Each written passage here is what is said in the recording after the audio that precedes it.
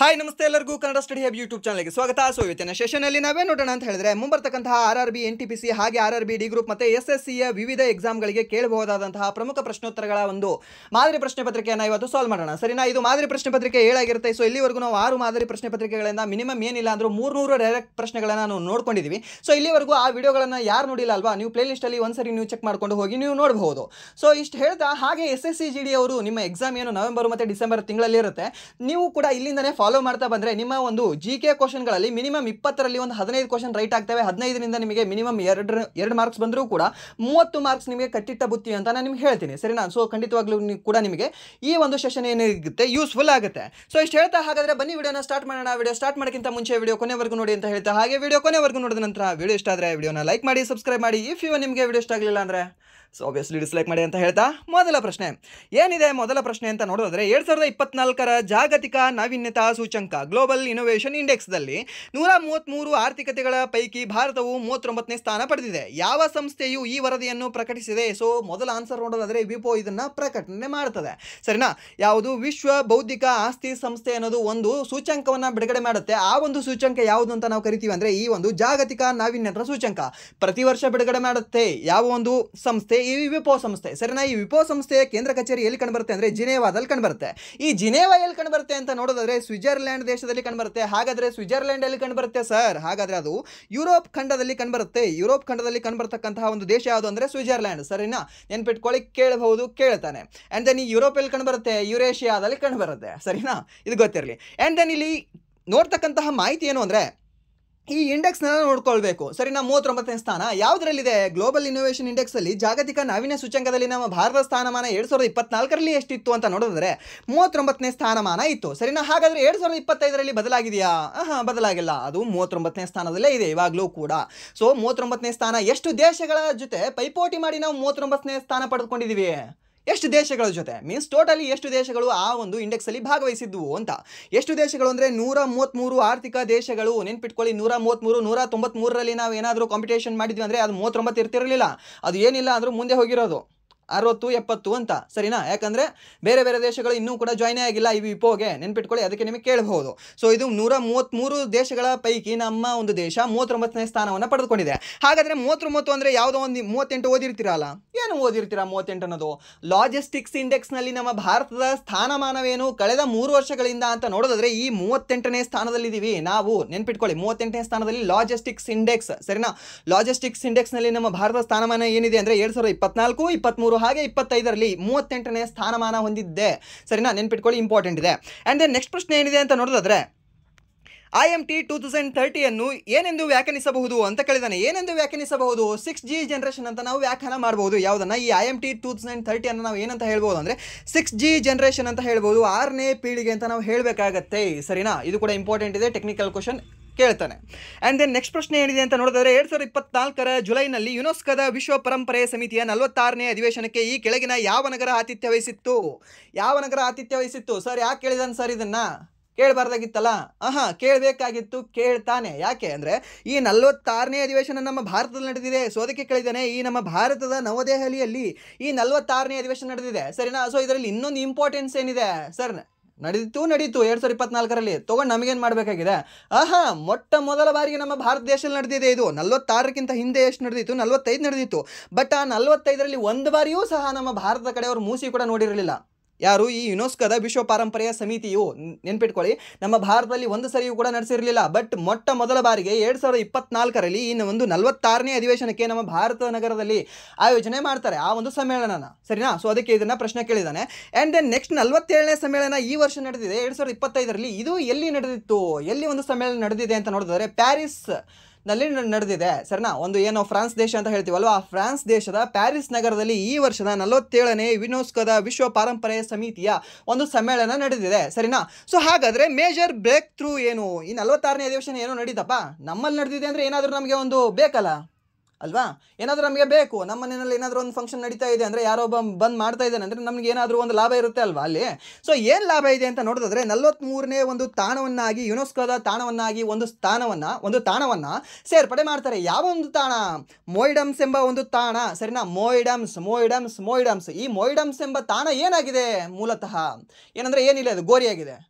ಗೋರಿ ಅಂತ ನಾವು ಹೇಳ್ತೀವಲ್ವಾ, ಸ್ಮಶಾನ ಗೋರಿ, ಅದೇ ಗೋರಿ ಆಗಿದೆ ಇದು. ಬಟ್ ಇದು ನಿಮ್ಮಂತಹ ಒಂದು ಆರ್ಡಿನರಿ ಪೀಪಲ್ ಗೋರಿ ಅಲ್ಲ.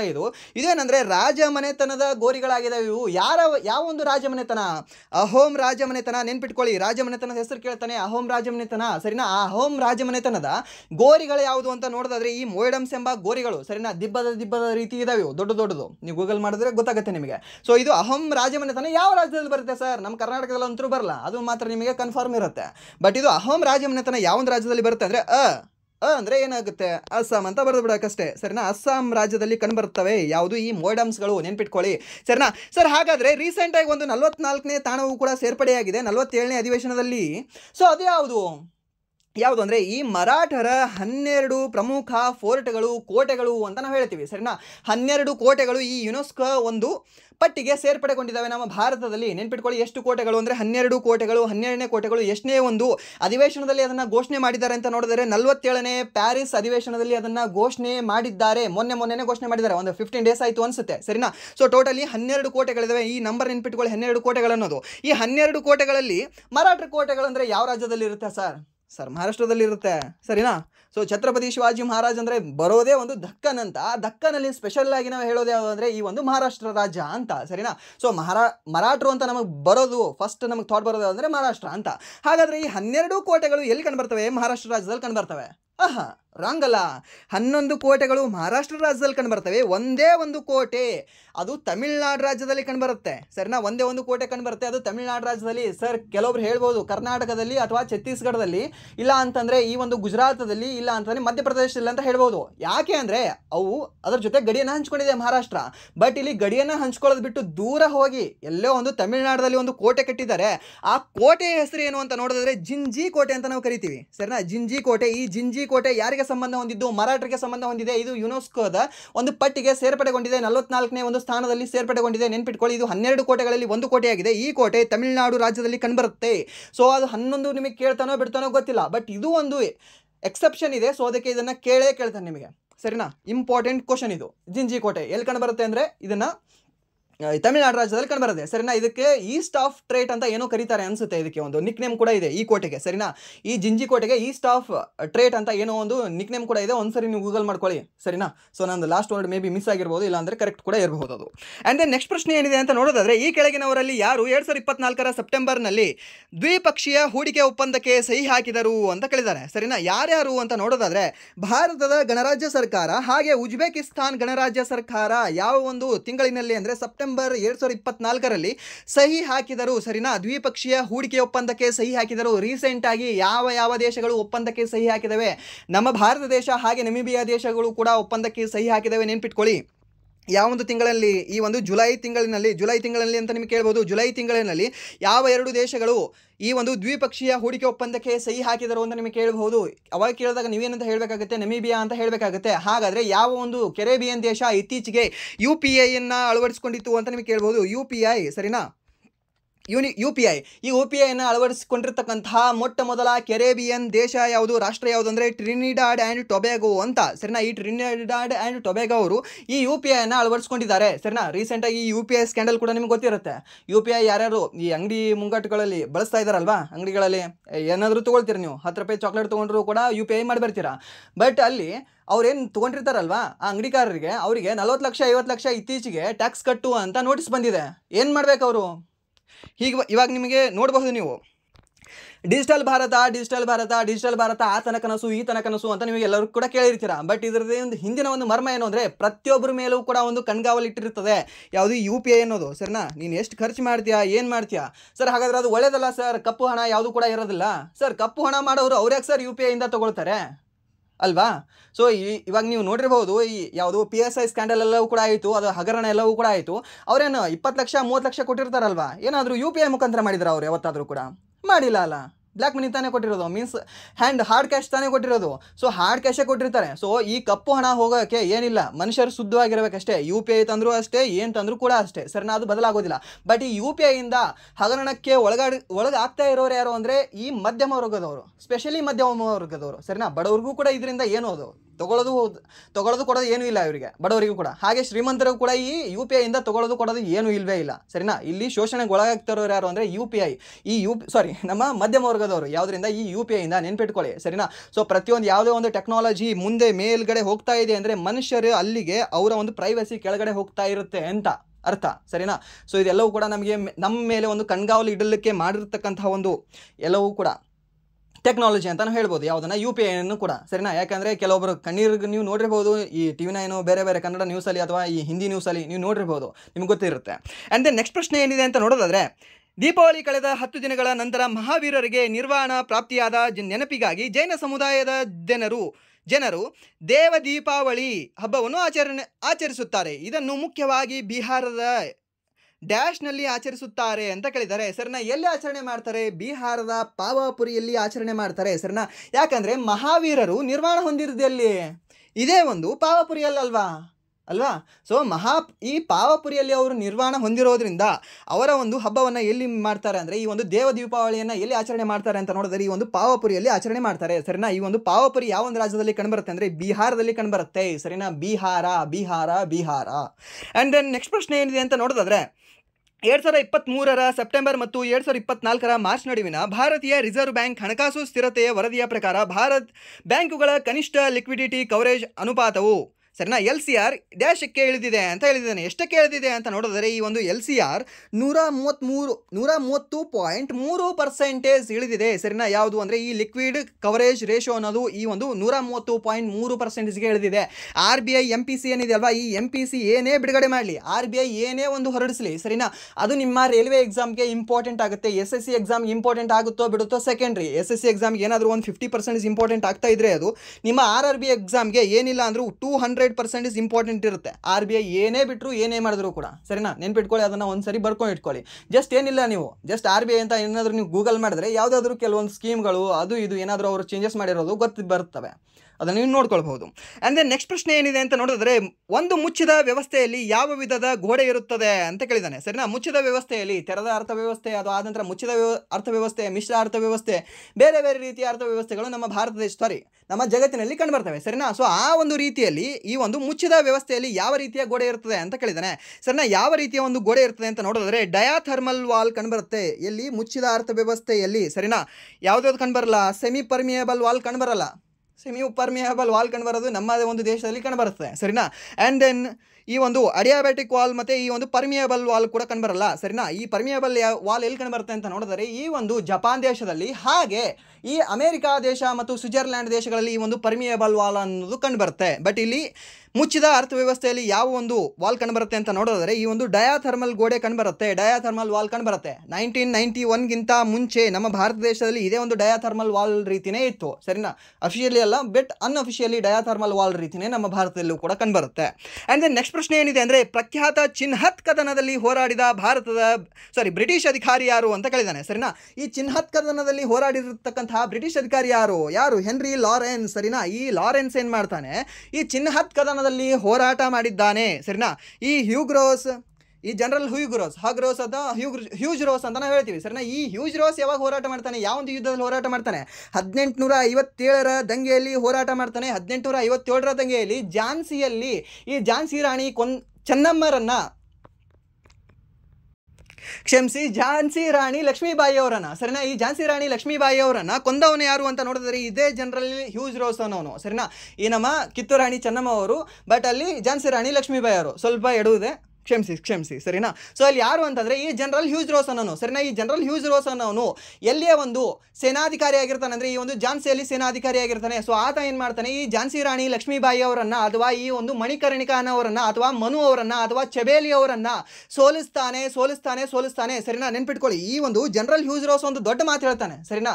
ಬೆಂಕಿ ಮಾತು ಏನು ಹೇಳ್ತಾನೆ ಅಂದರೆ, ಆ ಝಾನ್ಸಿ ರಾಣಿ ಲಕ್ಷ್ಮೀಬಾಯಿ ಅವರ ಹೆಣ ಬೀಳ್ತದೆ, ಸರಿನಾ. ಅವರನ್ನು ಕೊಂದಾಗ ಅವ್ರ ಹೆಣ ಇವಾಗ ಒಂದು ಬ್ಯಾಟಲ್ ಫೀಲ್ಡಲ್ಲಿ ಬೀಳ್ತದೆ. ಆವಾಗ ಹೆಣಗಳನ್ನೆಲ್ಲವೂ ಕೂಡ ನೋಡಿ ಹ್ಯೂಜ್ ರೋಸ್ ಹೇಳ್ತಾನೆ, ಇಲ್ಲೆಲ್ಲ ಬಿದ್ದಿರ್ತಕ್ಕಂಥ ಹೆಣಗಳಲ್ಲಿ ಒಂದೇ ಒಂದು ಮರ್ದ್ ಹೆಣ ಇದೆ ಅಂದರೆ, ಒಂದೇ ಒಂದು ಮೆನ್ ಅಥವಾ ಒಂದೇ ಒಂದು ಗಂಡಸಿನ ಒಂದು ಶವ ಇದೆ ಅಂದರೆ ಆ ಒಂದು ಶವ ಯಾರ್ದು ಅಂದರೆ ಝಾನ್ಸಿ ರಾಣಿ ಲಕ್ಷ್ಮೀಬಾಯಿದು ಅಂತ ಹೇಳ್ತಾನೆ. ಸರಿನಾ? ಯಾಕೆ ಅಂದರೆ ಬೆಳಗ್ಗೆಯಿಂದ ಯುದ್ಧ ಮಾಡೋಕ್ಕೆ ನಿಂತಿರ್ತಕ್ಕಂತಹ ರಾಣಿ 12 ಗಂಟೆಗಳ ಕಾಲ ಯಾವುದೇ ಒಂದು ದಣಿವಿಲ್ಲದೆ ಹೋರಾಟ ಮಾಡ್ತಾಳೆ. ಯಾರು ಅಂದರೆ ಝಾನ್ಸಿ ರಾಣಿ ಲಕ್ಷ್ಮೀಬಾಯಿ. ಸರಿನಾ? ಸೊ ವೀರತೆಯ ಒಂದು ಪ್ರತೀಕ ಯಾರು ಅಂದರೆ ಝಾನ್ಸಿ ರಾಣಿ ಲಕ್ಷ್ಮೀಬಾಯಿ. ಇದು ನಾನು ಹೇಳಿದ್ದು ಮಾತಲ್ಲ, ಈತ ಜನರಲ್ ಹ್ಯೂಸ್ ರೋಸ್ ತನ್ನ ಒಂದು ಆತ್ಮಕಥೆಯ ಒಂದು ಬುಕ್ಕಲ್ಲಿ ಬರೆದಿದ್ದಾನೆ ಇವನು. ಸರಿನಾ? ಜನರಲ್ ಹ್ಯೂಸ್ ರೋಸ್ ಬರೆದಿದ್ದಾನೆ. ಯಾವ ಒಂದು ವ್ಯಕ್ತಿ ಹೇಳಿರ್ತಾನೆ ಈ ಒಂದು ಸ್ಟೇಟ್ಮೆಂಟ್ ಅಂತ ನಿಮ್ಗೆ ಕೇಳ್ಬೋದು. ಸರಿನಾ? ಈ ಎಲ್ಲ ಶವಗಳಲ್ಲಿ ಒಂದೇ ಒಂದು ಗಂಡು ಶವ ಯಾರ್ದಿದೆ ಅಂತ ಅಂದರೆ ಅದು ಝಾನ್ಸಿ ರಾಣಿ ಲಕ್ಷ್ಮೀಬಾಯಿದು ಮಾತ್ರ ಇದೆ ಅಂತ ಹೇಳ್ತಾನೆ. ಯಾರು? ಜನರಲ್ ಹ್ಯೂಸ್ ರೋಸ್ ಅನ್ನೋ ನೆನ್ಪಿಟ್ಕೊಳ್ಳಿ. ಸರಿನಾ? ಈ ಝಾನ್ಸಿ ರಾಣಿ ಲಕ್ಷ್ಮೀಬಾಯಿ ಅವರು ಹಿಂದೆ ಅವರ ಮಗನಾಗಿರ್ತಕ್ಕಂಥ, ಅವರ ದತ್ತುಪುತ್ರನಾಗಿರ್ತಕ್ಕಂತಹ ದಾಮೋದರನನ್ನ ಅವರ ಬೆನ್ನಿಗೆ ಕಟ್ಕೊಂಡು ಇವರು ಯುದ್ಧ ಮಾಡ್ತಿರ್ತಾರೆ. ಸರಿನಾ? ಸೊ ಮುಂದೆ ಬಂದರೆ ಯಾರನ್ನಾದರೂ ಕೊಚ್ಚಿ ಹಾಕಿರ್ತಕ್ಕಂತಹ ತಾಕತ್ತು ಯಾರಿಗಿರುತ್ತೆ ಅಂದರೆ ಝಾನ್ಸಿ ರಾಣಿ ಲಕ್ಷ್ಮೀಬಾಯಿ ಅವರಿಗಿರುತ್ತೆ. ಸೊ ಈತ ಕೂಡ ಜನರಲ್ ಹ್ಯೂಸ್ ರೋಸು ದೂರ ನಿಂತು ನೋಡ್ತಾ ಇರ್ತಾನೆ. ಏನು ಗುರು, ಒಂದು ಹೆಣ್ಮಗಳು ನಮಗೆ ಸೋಲಿಸ್ತಾ ಇದ್ದಾಳಲ್ಲ, ಒಂದು ಹೆಣ್ಮಗಳು 12 ಗಂಟೆಗಳ ಕಾಲ ಯುದ್ಧ ಮಾಡ್ತಾ ಇದ್ದಾಳೆ, ಏನು ಮಾಡಿದ್ರು ಅವಳಿಗೆ ನಾವು ಕೊಲ್ಲಕ್ಕಾಗ್ತಿಲ್ಲ, ಏನು ಮಾಡೋದು ಅಂತ ಕುಂತು ಯೋಚನೆ ಮಾಡಿದಾಗ ಅವಾಗ ಅವನಿಗೆ ಅನಿಸ್ತದೆ ಏನು ಅಂದರೆ ಅವಳು ಮುಂದೆ ಮಾತ್ರ ಯುದ್ಧ ಮಾಡ್ತಿರ್ತಾಳೆ, ಹಿಂದೆ ಬಂದವ್ರಿಗೆ ಅವಳು ಜಾಸ್ತಿ ಯುದ್ಧ ಮಾಡ್ತಾ ಇರಲ್ಲ. ಯಾಕೆ ಅಂದರೆ ಹಿಂದೆ ಆತನ ಅವರ ಮಗ ಇರ್ತಾನೆ ದಾಮೋದರ. ಸರಿನಾ? ಸೊ ಅದಕ್ಕೆ ಈ ಹ್ಯೂಸ್ ರೋಸ್ ಏನಂತ ಹೇಳ್ತಾನೆ, ಅವನ ಒಂದು ಸೈನ್ಯಕ್ಕೆ ನೀವು ಎಲ್ಲರೂ ಕೂಡ ಆಕ್ರಮಣ ಮಾಡೋದಾದರೆ ಅವರ ಮಗನ ಮೇಲೆ ಆಕ್ರಮಣ ಮಾಡಿ, ಈ ದಾಮೋದರನ ಮೇಲೆ ಆಕ್ರಮಣ ಮಾಡಿ, ಆ ಒಂದು ಕೂಸಿನ ಮೇಲೆ ಆಕ್ರಮಣ ಮಾಡಿ. ಸೊ ಆ ಕೂಸಿನ ಮೇಲೆ ಆಕ್ರಮಣ ನೀವು ಹಿಂದಿನಿಂದ ಮಾಡಿದಾಗ ಅವರು ಈ ಕುದುರೆಯನ್ನು, ಮುಂದೆ ಇರ್ತಕ್ಕಂಥ ಕುದುರೆಯನ್ನು ಹಿಂಭಾಗ ತಿರುಗಿಸ್ಬೇಕಾಗ್ತದೆ. ಆ ಒಂದು ತಿರುಗಿಸ್ತಾರೇನಲ್ವಾ, ಸೊ ಬಳತನ ಅದು ತಿರುಗಿಸಿದಾಗ ಅವರಿಗೆ ಸುಸ್ತಾಗ್ತದೆ. ಸೊ ಅವಾಗ ನೀವು ಕೊಲ್ಲಬಹುದು ಅಂತ ಹೇಳ್ತಾರೆ. ಸೊ ಅದಕ್ಕೆ ಆ ರೀತಿನೇ ಮಾಡ್ತಾರೆ. ಆ ರೀತಿ ಮಾಡಿ ಮೋಸದಿಂದ ಕೊಲ್ಲಲ್ಪಡ್ತಾರೆ. ಯಾರು ಅಂದರೆ ಝಾನ್ಸಿ ರಾಣಿ ಲಕ್ಷ್ಮೀಬಾಯಿ ಅವರು. ನೆನ್ಪಿಟ್ಕೊಳ್ಳಿ. ಸರಿನಾ? ಇವರು 1857ರ ದಂಗೆಯ ಸಮಯದಲ್ಲಿ ಝಾನ್ಸಿಯಿಂದ ದಂಗೆ ಎದ್ದವರು ಯಾರು ಅಂದರೆ ಝಾನ್ಸಿ ರಾಣಿ ಲಕ್ಷ್ಮೀಬಾಯಿ ಅವರು. ಝಾನ್ಸಿ ರಾಣಿ ಲಕ್ಷ್ಮೀಬಾಯಿ ಅವರ ಒಂದು ಹೆಸರು ನಿಮಗೆ ಗೊತ್ತಿರುತ್ತೆ, ಝಾನ್ಸಿ ರಾಣಿ ಲಕ್ಷ್ಮೀಬಾಯಿ ಅವರ ಇನ್ನೊಂದು ಹೆಸರು ಮಣಿಕರ್ಣಿಕಾ. ಹಾಗೆ ಅವರ ಒಂದು ಚಿಕ್ಕ ವಯಸ್ಸಿನಲ್ಲಿ ಇರ್ತಕ್ಕಂಥ ಹೆಸರು ಯಾವುದು ಅಂದರೆ ಮನು ಅಂತ ಇರುತ್ತೆ. ಹಾಗೆ ಇನ್ನೊಂದು ಹೆಸರು ಕಂಡುಬರುತ್ತೆ ಅವರಿಗೆ. ಯಾವೊಂದು ಹೆಸರು ಅಂದರೆ ಚೆಬೇಲಿ ಅಂತ ಕಂಡುಬರುತ್ತೆ. ಸರಿನಾ? ಈ ಒಂದು ಚೆಬೇಲಿ ಎಂಬ ಹೆಸರು ಯಾರಿಗಿದೆ ಅಂತ ನಿಮಗೆ ಕೇಳಿದಾನೆ, SSC CGL ಅಲ್ಲಿ ಕೇಳಿದಾನೆ. ಚೆಬೇಲಿ ಯಾರ ಹೆಸರು ಅಂತ. ಇದೇ ಒಂದು ಝಾನ್ಸಿ ರಾಣಿ ಲಕ್ಷ್ಮೀಬಾಯಿ ಅವರ ಹೆಸರು ಯಾವುದಾಗಿದೆ ಅಂದರೆ ಚೆಬೇಲಿ ಆಗಿದೆ. ಚೆಬೇಲಿ ಅವರ ತಂದೆ ತಾಯಿ ಪ್ರೀತಿಯಿಂದ ಕರೆತಕ್ಕಂಥ ಹೆಸರು ಯಾವುದು ಅಂದರೆ ಚೆಬೇಲಿ. ಈ ಒಂದು ಝಾನ್ಸಿ ರಾಣಿ ಲಕ್ಷ್ಮೀಬಾಯಿ ಅವರ ಗಂಡ ಯಾರು ಅಂದರೆ ಗಂಗಾಧರ್ ರಾವ್ ಅಂತ ಇರುತ್ತೆ. ಸರಿನಾ? ಅವ್ರ ಹೆಸರು ಮಾತ್ರ ಗೊತ್ತಿರುತ್ತೆ. ಅವರ ಪತಿ ಹೆಸರು ನಿಮ್ಗೆ ಕೇಳ್ಬೋದು, ಗಂಗಾಧರ್ ರಾವ್. ಹಾಗೆ ಅವರ ಒಂದು ದತ್ತುಪುತ್ರ ಯಾರು ಅಂದರೆ DD. ಸರಿನಾ? ಯಾರು ಅಂದರೆ ದಾಮೋದರ್ ರಾವ್ ಅಂತ ನಾವು ಹೇಳ್ತೀವಿ. ಸರಿನಾ? ದಾಮೋದರ್ ರಾವ್ನವರು ಅವರ ಒಂದು ದತ್ತುಪುತ್ರರಾಗಿದ್ದರು. ಯಾರ್ದು? ಈ ಒಂದು ಝಾನ್ಸಿ ರಾಣಿ ಮತ್ತು ಈ ಒಂದು ಗಂಗಾಧರ್ ರಾವ್ ಅವ್ರದ್ದು. ನೆನ್ಪಿಟ್ಕೊಳ್ಳಿ, ಇಂಪಾರ್ಟೆಂಟ್ ಇದೆ. ಆ್ಯಂಡ್ ದೆನ್ ಲಾರ್ಡ್ ಹೇಸ್ಟಿಂಗ್ ಈತ ಏನು ನಮ್ಮ ನಮ್ಮ ಬಂಗಾಳದ ಮೊದಲ ಗವರ್ನರ್ ಜನರಲ್. ಯಾರು ಅಂದರೆ ಈ ಒಂದು ಲಾರ್ಡ್ ಹೇಸ್ಟಿಂಗ್ ಅನ್ನೋನು. ಸರಿನಾ? ಹಾಗೆ ಈ ಕಾಲಿನ್ ಕ್ಯಾಂಪೆಲ್ ಅನ್ನೋನು ಯಾರು? ಈ ಕಾಲಿನ್ ಕ್ಯಾಂಪೆಲ್ ಅನ್ನೋನು ಕಾನ್ಪುರದಲ್ಲಿರ್ತಕ್ಕಂತಹ ಒಬ್ಬ ಸೈನ್ಯಾಧಿಕಾರಿಯಾಗಿರ್ತಾನೆ. ಇವನು ಕಾನ್ಪುರದಲ್ಲೂ ಕೂಡ ದಂಗೆಯನ್ನು ಅಡಗಿಸ್ತಾನೆ. ಹಾಗೆ ಈ ಬೇಗಂ ಹಜರತ್ ಮಹಲ್ ಅವರ ದಂಗೆಯನ್ನು ಕೂಡ ಅಡಗಿಸ್ತಾನೆ. ಎಲ್ಲಿ? ಲಕ್ನೋದಲ್ಲಿ. ಸರಿನಾ? ಸೊ ಈತ ಇಲ್ಲಿ ಇನ್ನೊಂದು ಸಿಮಿಲರ್ ಇದೆ. ಈ ಇಬ್ಬರಲ್ಲೂ ಕೂಡ ಮೀನ್ಸ್ ಈ ಕಾನ್ಪುರದಲ್ಲಿ ಮತ್ತು ಹಾಗೆ ಈ ಒಂದು ಲಕ್ನೋದಲ್ಲಿ ದಂಗೆಯನ್ನು ಅಡಗಿಸಿದವನು ಯಾರು ಅಂದರೆ ಇದೇ ಕ್ಯಾಂಪೆಲ್. ಎರಡರಲ್ಲೂ ಕೂಡ. ಹಾಗೆ ಈ ಕಾನ್ಪುರದಲ್ಲಿ ದಂಗೆ ಎದ್ದವ್ರು ಯಾರು ಅಂದರೆ ಈ ನಾನಾ ಸಾಹೇಬ. ಹಾಗೆ ಈ ಒಂದು ಲಕ್ನೋದಲ್ಲಿ ದಂಗೆ ಎದ್ದವ್ರು ಯಾರು ಅಂತ ನೋಡಿದ್ರೆ ಬೇಗಂ ಹಜರತ್ ಮಹಲ್ ಅವರು. ಇವರಿಬ್ಬರೂ ಕೂಡ ಓಡಿ ಹೋಗಿರೋದು ಎಲ್ಲಿ ಅಂದರೆ ನೇಪಾಳ ದೇಶಕ್ಕೆ ಓಡಿ ಹೋಗ್ತಾರೆ. ಸರಿನಾ? ಅವರ ಸೈನ್ಯ ಸೋಲ್ತಾ ಇರುವಾಗ ನೇಪಾಳ ದೇಶಕ್ಕೆ ಓಡಿ ಹೋಗ್ತಾರೆ ಇಬ್ಬರೂ ಕೂಡ. ನೆನ್ಪಿಟ್ಕೊಳ್ಳಿ. ಸರಿನಾ? ಹಾಗಾದರೆ ಈ ಬೇಗಂ ಹಜರತ್ ಮಹಲ್ ಅವರ ಮಗನ ಹೆಸರೇನು? ಇಂಪಾರ್ಟೆಂಟ್ ಇದೆಯಲ್ಲ. ಸರಿನಾ? ಹಮಾರ ಕನ್ನಯ್ಯ. ಅದು ಸ್ವಲ್ಪ ಬ್ಯೂಟಿಫುಲ್ ಆಗಿರ್ತಕ್ಕಂಥ ಸ್ಟೋರಿ ಇದೆ ರೀ. 1857ರ ದಂಗೆ ಏನಿದೆ ಅಲ್ವಾ, ಒಂದು ಸ್ಟೋರಿ ಮುಖಾಂತರ ಹೋಗ್ಬೇಕು ಅದನ್ನು. ಸೊ ಎಷ್ಟು ಚೆನ್ನಾಗಿ ಸ್ಟೋರಿ ಇರುತ್ತೆ ಅಲ್ವಾ, ಅಷ್ಟು ಚೆನ್ನಾಗಿ ನಮ್ಗೆ ಅರ್ಥ ಆಗುತ್ತೆ. ಸೊ ಹಮಾರ ಕನ್ನಯ್ಯ ಅಂತ ಅದೊಂದು ಸ್ಲೋಗನ್ ಕೂಡ ಇದೆ. ಸರಿನಾ? ಯಾ ಅಲಿ ಜೈ ಬಜರಂಗ್ ಬಲಿ. ಚೆನ್ನಾಗಿದೆ ಸ್ಟೋರಿ. ಯಾವಾಗಲಾದರೂ ನಿಮಗೆ 1857 ಬಗ್ಗೆ ಒಂದು ಕ್ಲಾಸ್ ಮಾಡಿದೆ ಅಂದರೆ ಚೆನ್ನಾಗಿ ಬ್ಯೂಟಿಫುಲ್ ಆಗಿ ಅದನ್ನು ಒಂದು ಹೇಳಿರ್ತೀನಿ. ಸರಿನಾ? ಬಟ್ ಇಲ್ಲಿ ಇವ್ರ ಮಗ ಯಾರು ಅಂತ ಅಂದರೆ ಕ್ಯಾಂಪೆಲ್ ಅಲ್ಲ, ಈ ಬೇಗಂ ಹಜರತ್ ಮಹಲ್ ಅವರ ಮಗ ಯಾರು ಅಂದರೆ ಬ್ರಿಜೇಶ್ ಖಾದೀರ್ ಅಂತ ಕಂಡುಬರ್ತಾರೆ. ಸರಿನಾ? ಬ್ರಿಜೇಶ್ ಖಾದೀರ್ ಅಂತ ಕಂಡುಬರ್ತಾರೆ. ಆ ಬ್ರಿಜೇಶ್ ಖಾದೀರ್ ಅವರು ಯಾರು ಅಂತ ನಿಮ್ಗೆ ಕೇಳಿದಾನೆ CGL ಅಲ್ಲಿ. ಸೊ ಅವಾಗ ನೀವು ಏನಂತ ಹೇಳಬೇಕಾಗುತ್ತೆ ಅಂದರೆ ಈ ಒಂದು ಬೇಗಂ ಹಜರತ್ ಮಹಲ್ ಅವರ ಮಗ ಆಗಿರ್ತಾರೆ. ಸರಿನಾ? ಯಾರು? ಬ್ರಿಜೇಶ್ ಖಾದರ್ ಅನ್ನೋರು. ಹಾಗಾದರೆ ಗಂಗಾಧರ್ ರಾವ್ ಯಾರಾಗಿರ್ತಾರೆ? ಈ ಝಾನ್ಸಿ ರಾಣಿ ಲಕ್ಷ್ಮೀಬಾಯಿ ಅವರ ಮಗ ಆಗಿರ್ತಾರೆ. ಸರಿನಾ? ನೆನ್ಪಿಟ್ಕೊಳ್ಳಿ, ಕೇಳ್ಬೋದು ನಿಮಗೆ. ಹಾಗಾದರೆ ಶಿವಲಿಂಗಪ್ಪ ಯಾರ ಒಂದು ದತ್ತುಪುತ್ರಕ ಆಗಿರ್ತಾರೆ ಹೇಳಿ? ಇಂಪಾರ್ಟೆಂಟ್ ಇದೆ, ನೀವು ಕಮೆಂಟ್ ಮಾಡಿ. ಆ್ಯಂಡ್ ದೆನ್ ನೆಕ್ಸ್ಟ್ ಪ್ರಶ್ನೆ ಏನಿದೆ ಅಂದರೆ ಒಂದು ರಾಜ್ಯದ ಮುಖ್ಯಮಂತ್ರಿಯನ್ನು ಯಾರು ನೇಮಕ ಮಾಡುತ್ತಾರೆ? ಯಾರು ನೇಮಕ ಮಾಡ್ತಾರೆ ಅಂದರೆ ರಾಜ್ಯದ ರಾಜ್ಯಪಾಲರು ನೇಮಕ ಮಾಡ್ತಾರೆ. ಎಷ್ಟನೇ ಒಂದು ವಿಧಿ ಅನ್ವಯ ನೇಮಕ ಮಾಡ್ತಾರೆ ಅಂದರೆ 164ನೇ ವಿಧಿ ಅನ್ವಯ ನೇಮಕ ಮಾಡ್ತಾರೆ. ಹಾಗಾದರೆ CM 164 ಅಂದರೆ ಈ ಮುಖ್ಯಮಂತ್ರಿ ಪ್ರೈಮ್ ಮಿನಿಸ್ಟರ್ ಅಥವಾ ಪ್ರಧಾನಮಂತ್ರಿಗೆ ಯಾವ ಒಂದು ವಿಧಿ ಅನ್ವಯ ನಾವು ನೇಮಕ ಮಾಡ್ತೀವಿ ಅಂತ ನೋಡಿದ್ರೆ 75ನೇ ಒಂದು ವಿಧಿ ಅನ್ವಯ ನಾವು ನೇಮಕ ಮಾಡ್ತೀವಿ. ನಾವಲ್ಲ, ಭಾರತದ ರಾಷ್ಟ್ರಪತಿ ನೇಮಕ ಮಾಡ್ತದೆ. ಭಾರತದ ರಾಷ್ಟ್ರಪತಿ ಪ್ರಸ್ತುತ ಯಾರಿದ್ದಾರೆ? ಈ ಒಂದು ದ್ರೌಪದಿ ಮುರ್ಮು ಅವ್ರು ಕಂಡುಬರ್ತಾರೆ. ಹಾಗಾದರೆ ಉಪರಾಷ್ಟ್ರಪತಿ ಯಾರಿದ್ದಾರೆ? ಜಗದೀಪ್ ಧನ್ಕರ್ ಅವರು ಇದ್ದಾರೆ, ನೆನ್ಪಿಟ್ಕೊಳ್ಳಿ, ಕೇಳಬಹುದು ನಿಮಗೆ. ಆ್ಯಂಡ್ ದೆನ್ ನೆಕ್ಸ್ಟ್ ಪ್ರಶ್ನೆ ಏನಿದೆ ಅಂದರೆ, ಕವರತ್ತಿ ದ್ವೀಪವು ಭಾರತದ ಯಾವ ಕೇಂದ್ರಾಡಳಿತ ಪ್ರದೇಶದ ಒಂದು ಭಾಗವಾಗಿದೆ? ಈ ಒಂದು ಲಕ್ಷದ್ವೀಪದ ಭಾಗವಾಗಿದೆ. ಈ ಲಕ್ಷದ್ವೀಪದ ರಾಜಧಾನಿಯೇ ಕವರತ್ತಿ. ರಾಜಧಾನಿ ಕೇಳಿದ್ರೆ ಅಲ್ಲೇನಿದೆ ಪ್ರಾಬ್ಲಮ್ ನಮಗೆ? ಎಲ್ಲ ರಾಜಧಾನಿಗಳು ನಿಮ್ಗೆ ಗೊತ್ತಿದಾವಲ್ವಾ? ಇವಾಗ ಐಜ್ವಾಲ್ ಅಂತ ಕೇಳಿದ್ರೆ ಏನಂತ ಹೇಳ್ತೀರಾ? ಮಿಜೋರಾಮ್ ಅಂತ ಹೇಳ್ತೀರಾ ಅಲ್ವಾ? ಸೊ ಆ ರೀತಿ ಸಿಂಪಲ್ ಆಗಿರ್ತಕ್ಕಂಥ ಪ್ರಶ್ನೆ ಇದು ಕೂಡ. ಈ ಲಕ್ಷದ್ವೀಪದ ರಾಜಧಾನಿ ಯಾವುದು ಅಂದರೆ ಈ ಕವರತ್ತಿ, ಸರಿನಾ? ಹಾಗೆ ಈ ದಾದ್ರಾ ಮತ್ತು ನಗರ್ ಹವೇಲಿ ಮತ್ತು ದಿಯು ದಮನ್ ಏನಿದೆ ಅಲ್ವಾ, ಇದರದ್ದು ಕ್ಯಾಪಿಟಲ್ ಇದೇ ಕಂಡುಬರ್ತವೆ, ದಾದ್ರಾ ಮತ್ತು ನಗರ್ ಹವೇಲಿನೇ ಕಂಡುಬರ್ತದೆ. ಆ್ಯಂಡ್ ದೆನ್ ಅಂಡಮಾನ್ ನಿಕೋಬಾರ್ ದ್ವೀಪಗಳ ಒಂದು ಕ್ಯಾಪಿಟಲ್ ಯಾವ್ದು ಕಂಡುಬರುತ್ತೆ ಅಂತ ನಿಮಗೆ ನೋಡೋದಾದ್ರೆ, ಅಥವಾ ಈ ಒಂದು ರಾಜಧಾನಿ ಯಾವ್ದು ಕಂಡುಬರುತ್ತೆ ಅಂದರೆ ಪೋರ್ಟ್ ಬ್ಲೇರ್ ಕಂಡುಬರುತ್ತೆ, ಅಥವಾ ಶ್ರೀ ವಿಜಯಪುರಂ ಅಂತ ರೀಸೆಂಟಾಗಿ ಹೆಸರು ಬದಲಾಗಿದೆ, ಅದು ಕಂಡುಬರುತ್ತೆ. ಆ್ಯಂಡ್ ದೆನ್ ಪುದುಚೇರಿಯ ಒಂದು ಕ್ಯಾಪಿಟಲ್ ಯಾವುದು ಅಂದರೆ ಅದೇ ಪುದುಚೇರಿ ಅಂತ ನಾವು ಹೇಳ್ಬೋದು, ಸರಿನಾ? ಪುದುಚೇರಿ, ಮಾಹೆ, ಕೆರೈಕಲ್ ಅಂತ ಕಂಡುಬರ್ತವೆ. ಸೊ ಅದರಲ್ಲಿ ಯಾವುದು ಅಂದರೆ ನಿಮಗೆ ಪುದುಚೇರಿನೇ ಅದರ ರಾಜಧಾನಿ ಆಗಿದೆ, ಸರಿನಾ? ಗೊತ್ತಿರಲಿ, ಕೇಳಬಹುದು ನಿಮಗೆ. ಆ್ಯಂಡ್ ದೆನ್ ಜಮ್ಮು ಕಾಶ್ಮೀರದ ರಾಜಧಾನಿ ಯಾವುದು? ಶ್ರೀನಗರ. ಅದಾದ ನಂತರ ಈ ಲಡಾಖ್ನ ರಾಜಧಾನಿ ಯಾವುದು ಅಂದರೆ ಲೇಹ್ ಅಂತ ಕಂಡುಬರುತ್ತೆ, ಇಂಪಾರ್ಟೆಂಟ್ ಇದೆ. ಆ್ಯಂಡ್ ದೆನ್ ನೆಕ್ಸ್ಟ್ ಪ್ರಶ್ನೆ ಏನಿದೆ ಅಂದರೆ, 2025ರ ವೇಳೆಗೆ ಪರಿವರ್ತನಾ ಉಪಕ್ರಮದ ಅಡಿಯಲ್ಲಿ HDFC ಬ್ಯಾಂಕು ಎಷ್ಟು ಅತಿ ಸಣ್ಣ ರೈತರಿಗೆ ನೆರವನ್ನು ನೀಡುವ ಗುರಿಯನ್ನು ಹೊಂದಿದೆ? 5 ಲಕ್ಷ ಜನರಿಗೆ ನೆರವನ್ನು ನೀಡುವ ಗುರಿಯನ್ನು ಹೊಂದಿದೆ. ಯಾವುದು? HDFC bank. ಈ HDFC ಬ್ಯಾಂಕ್ ಯಾವಾಗ ಸ್ಥಾಪನೆ ಆಯಿತು ಅಂತ ನೋಡೋದಾದ್ರೆ 1995ರಲ್ಲಿ ಸ್ಥಾಪನೆ ಆಗಿದೆ, ಸರಿನಾ? ಸೊ ನಾನು ನಿಮಗೆ ಮೊನ್ನೆ ಒಂದು ಹೇಳಿದ್ದೆ, HDFC ಸ್ಥಾಪನೆ ಆಗಿರೋದು ಯಾವಾಗ ಅಂದರೆ 1977ರಲ್ಲಿ ಅಂತ, ಸರಿನಾ? HDFC ಅನ್ನೋದು ಒಂದು ಸಂಸ್ಥೆ ಸ್ಟಾರ್ಟ್ ಆಗಿರೋದು 1977ರಲ್ಲೇ. ಬಟ್ HDFC ಬ್ಯಾಂಕ್ ಅಂತ ನಿಮಗೆ ಏನಾದರೂ ಕೇಳಿದ್ರೆ 1995 ಅಂತ ಹೇಳಬೇಕಾಗುತ್ತೆ, ಸರಿನಾ? ಎರಡು ಕೂಡ ಗೊತ್ತಿರಲಿ ನಿಮಗೆ, 77 ಗೊತ್ತಿರಲಿ, 95 ಗೊತ್ತಿರಲಿ, ಎರಡಕ್ಕೂ ನಿಮಗೆ ಆಪ್ಷನ್ ಕೊಡೋ ಚಾನ್ಸೇ ಇಲ್ಲ. ಹೇಗೆಂದರೆ 94, 95, 96, 98 ಹೀಗೆ ಕೊಡ್ತಾನೆ. ಇಲ್ಲ ಅಂತಂದರೆ 77, 78, 82, 90 ಹೀಗಂತ ಕೊಡ್ತಾನೆ, ಸರಿನಾ? ಸೊ ನಿಮಗೆ ಆಲ್ಮೋಸ್ಟ್ ಗೊತ್ತಾಗುತ್ತೆ. ಬಟ್ ಇಲ್ಲಿ ನೆನ್ಪಿಟ್ಕೊಳ್ಳಿ, HDFC ಬ್ಯಾಂಕ್ ಯಾವಾಗ ಸ್ಥಾಪನೆ ಆಯಿತು ಅಂದರೆ 1995ರಲ್ಲಿ ಸ್ಥಾಪನೆ ಆಗಿದೆ. ಸೊ ಇವಾಗ ಸ್ಥಾಪನೆಯಾಗಿ ಒಂದು 20 ವರ್ಷ ಆಗಿರಬೇಕು. ಸೊ HDFC ಬ್ಯಾಂಕಿನ ಬಗ್ಗೆ ಪ್ರಶ್ನೆಗಳು ಬರೋ ಚಾನ್ಸಸ್ ಇರುತ್ತೆ. ಸೊ ಅದಕ್ಕೆ ಸ್ವಲ್ಪ ನೋಡ್ಕೊಳ್ಳಿ HDFC ಬ್ಯಾಂಕಿನ ಬಗ್ಗೆ. ಆ್ಯಂಡ್ ದೆನ್ ನೆಕ್ಸ್ಟ್ ಪ್ರಶ್ನೆ ಏನಿದೆ ಅಂದರೆ, 1991ರ ಆರ್ಥಿಕ ಸುಧಾರಣೆಗಳ ಭಾಗವಾಗಿ ಕೃಷಿಯಲ್ಲಿ ಪರಿಚಯಿಸಲಾದ ಪ್ರಮುಖ ಬದಲಾವಣೆ ಏನು ಅಂತ ಕೇಳಿದ್ದಾನೆ, ಸರಿನಾ? ಕೃಷಿಯಲ್ಲಿ ಏನು ಬದಲಾವಣೆ ಬಂತು? ಏನು ಅಂದರೆ ಕೃಷಿ ಉತ್ಪನ್ನಗಳ ರಫ್ತಿನ ಮೇಲೆ ನಿರ್ಬಂಧಗಳನ್ನು ಕಡಿಮೆ ಮಾಡಲಾಯಿತು, ಸರಿನಾ? ಇವಾಗ ಕೃಷಿ ಉತ್ಪನ್ನಗಳು ಯಾವುದೋ ಒಂದು ದಾಳಿಂಬೆ ಅಂತ ಇದೆ ಅಂತ ಅನ್ಕೊಳ್ಳಿ, ಸರಿನಾ? ಇವಾಗ ದಾಳಿಂಬೆಯನ್ನು ಬೇರೆ ಯಾವುದೋ ಒಂದು ದೇಶಕ್ಕೆ ಟ್ರಾನ್ಸ್ಪೋರ್ಟ್ ಮಾಡಬೇಕಾಗಿತ್ತು, ಸರಿನಾ? ಶಿಪ್ಪಿಂಗ್ ಮಾಡಬೇಕಾಗಿತ್ತು. ಸೊ ಆವಾಗ ಮೊದಲು ಸ್ವಲ್ಪ ಕಷ್ಟ ಆಗಿರೋದು, ಯಾಕಂದರೆ ರೂಲ್ಸು ಅದು ಇದು ಅಂತ ಕಿರಿಕಿರಿ ಮಾಡೋರು ಯಾರು? ನಮ್ಮ ಭಾರತದವರು. ಬಟ್ ಇವಾಗ 1991ರ ಉದಾರೀಕರಣ ನೀತಿ ಬಂದಾಗ ಇಲ್ಲ, ಮನಸ್ಸು ಉದಾರ ಆಯಿತು ಗೌರ್ಮೆಂಟ್ದು ಕೂಡ, ಸರಿನಾ? ಸ್ವಲ್ಪ ನೀನು ಕೂಡ ಮಾರ್ಕೊಳ್ಳಪ್ಪ ಚೆನ್ನಾಗಿ, ಸ್ವಲ್ಪ ನೀನು ಕೂಡ ದುಡ್ಡು ಮಾಡ್ಕೊ, ನಮ್ಮದು ಕೂಡ GDP ಸ್ವಲ್ಪ ಇನ್ಕ್ರೀಸ್ ಆಗುತ್ತೆ ಅಂತ, ಸರಿನಾ?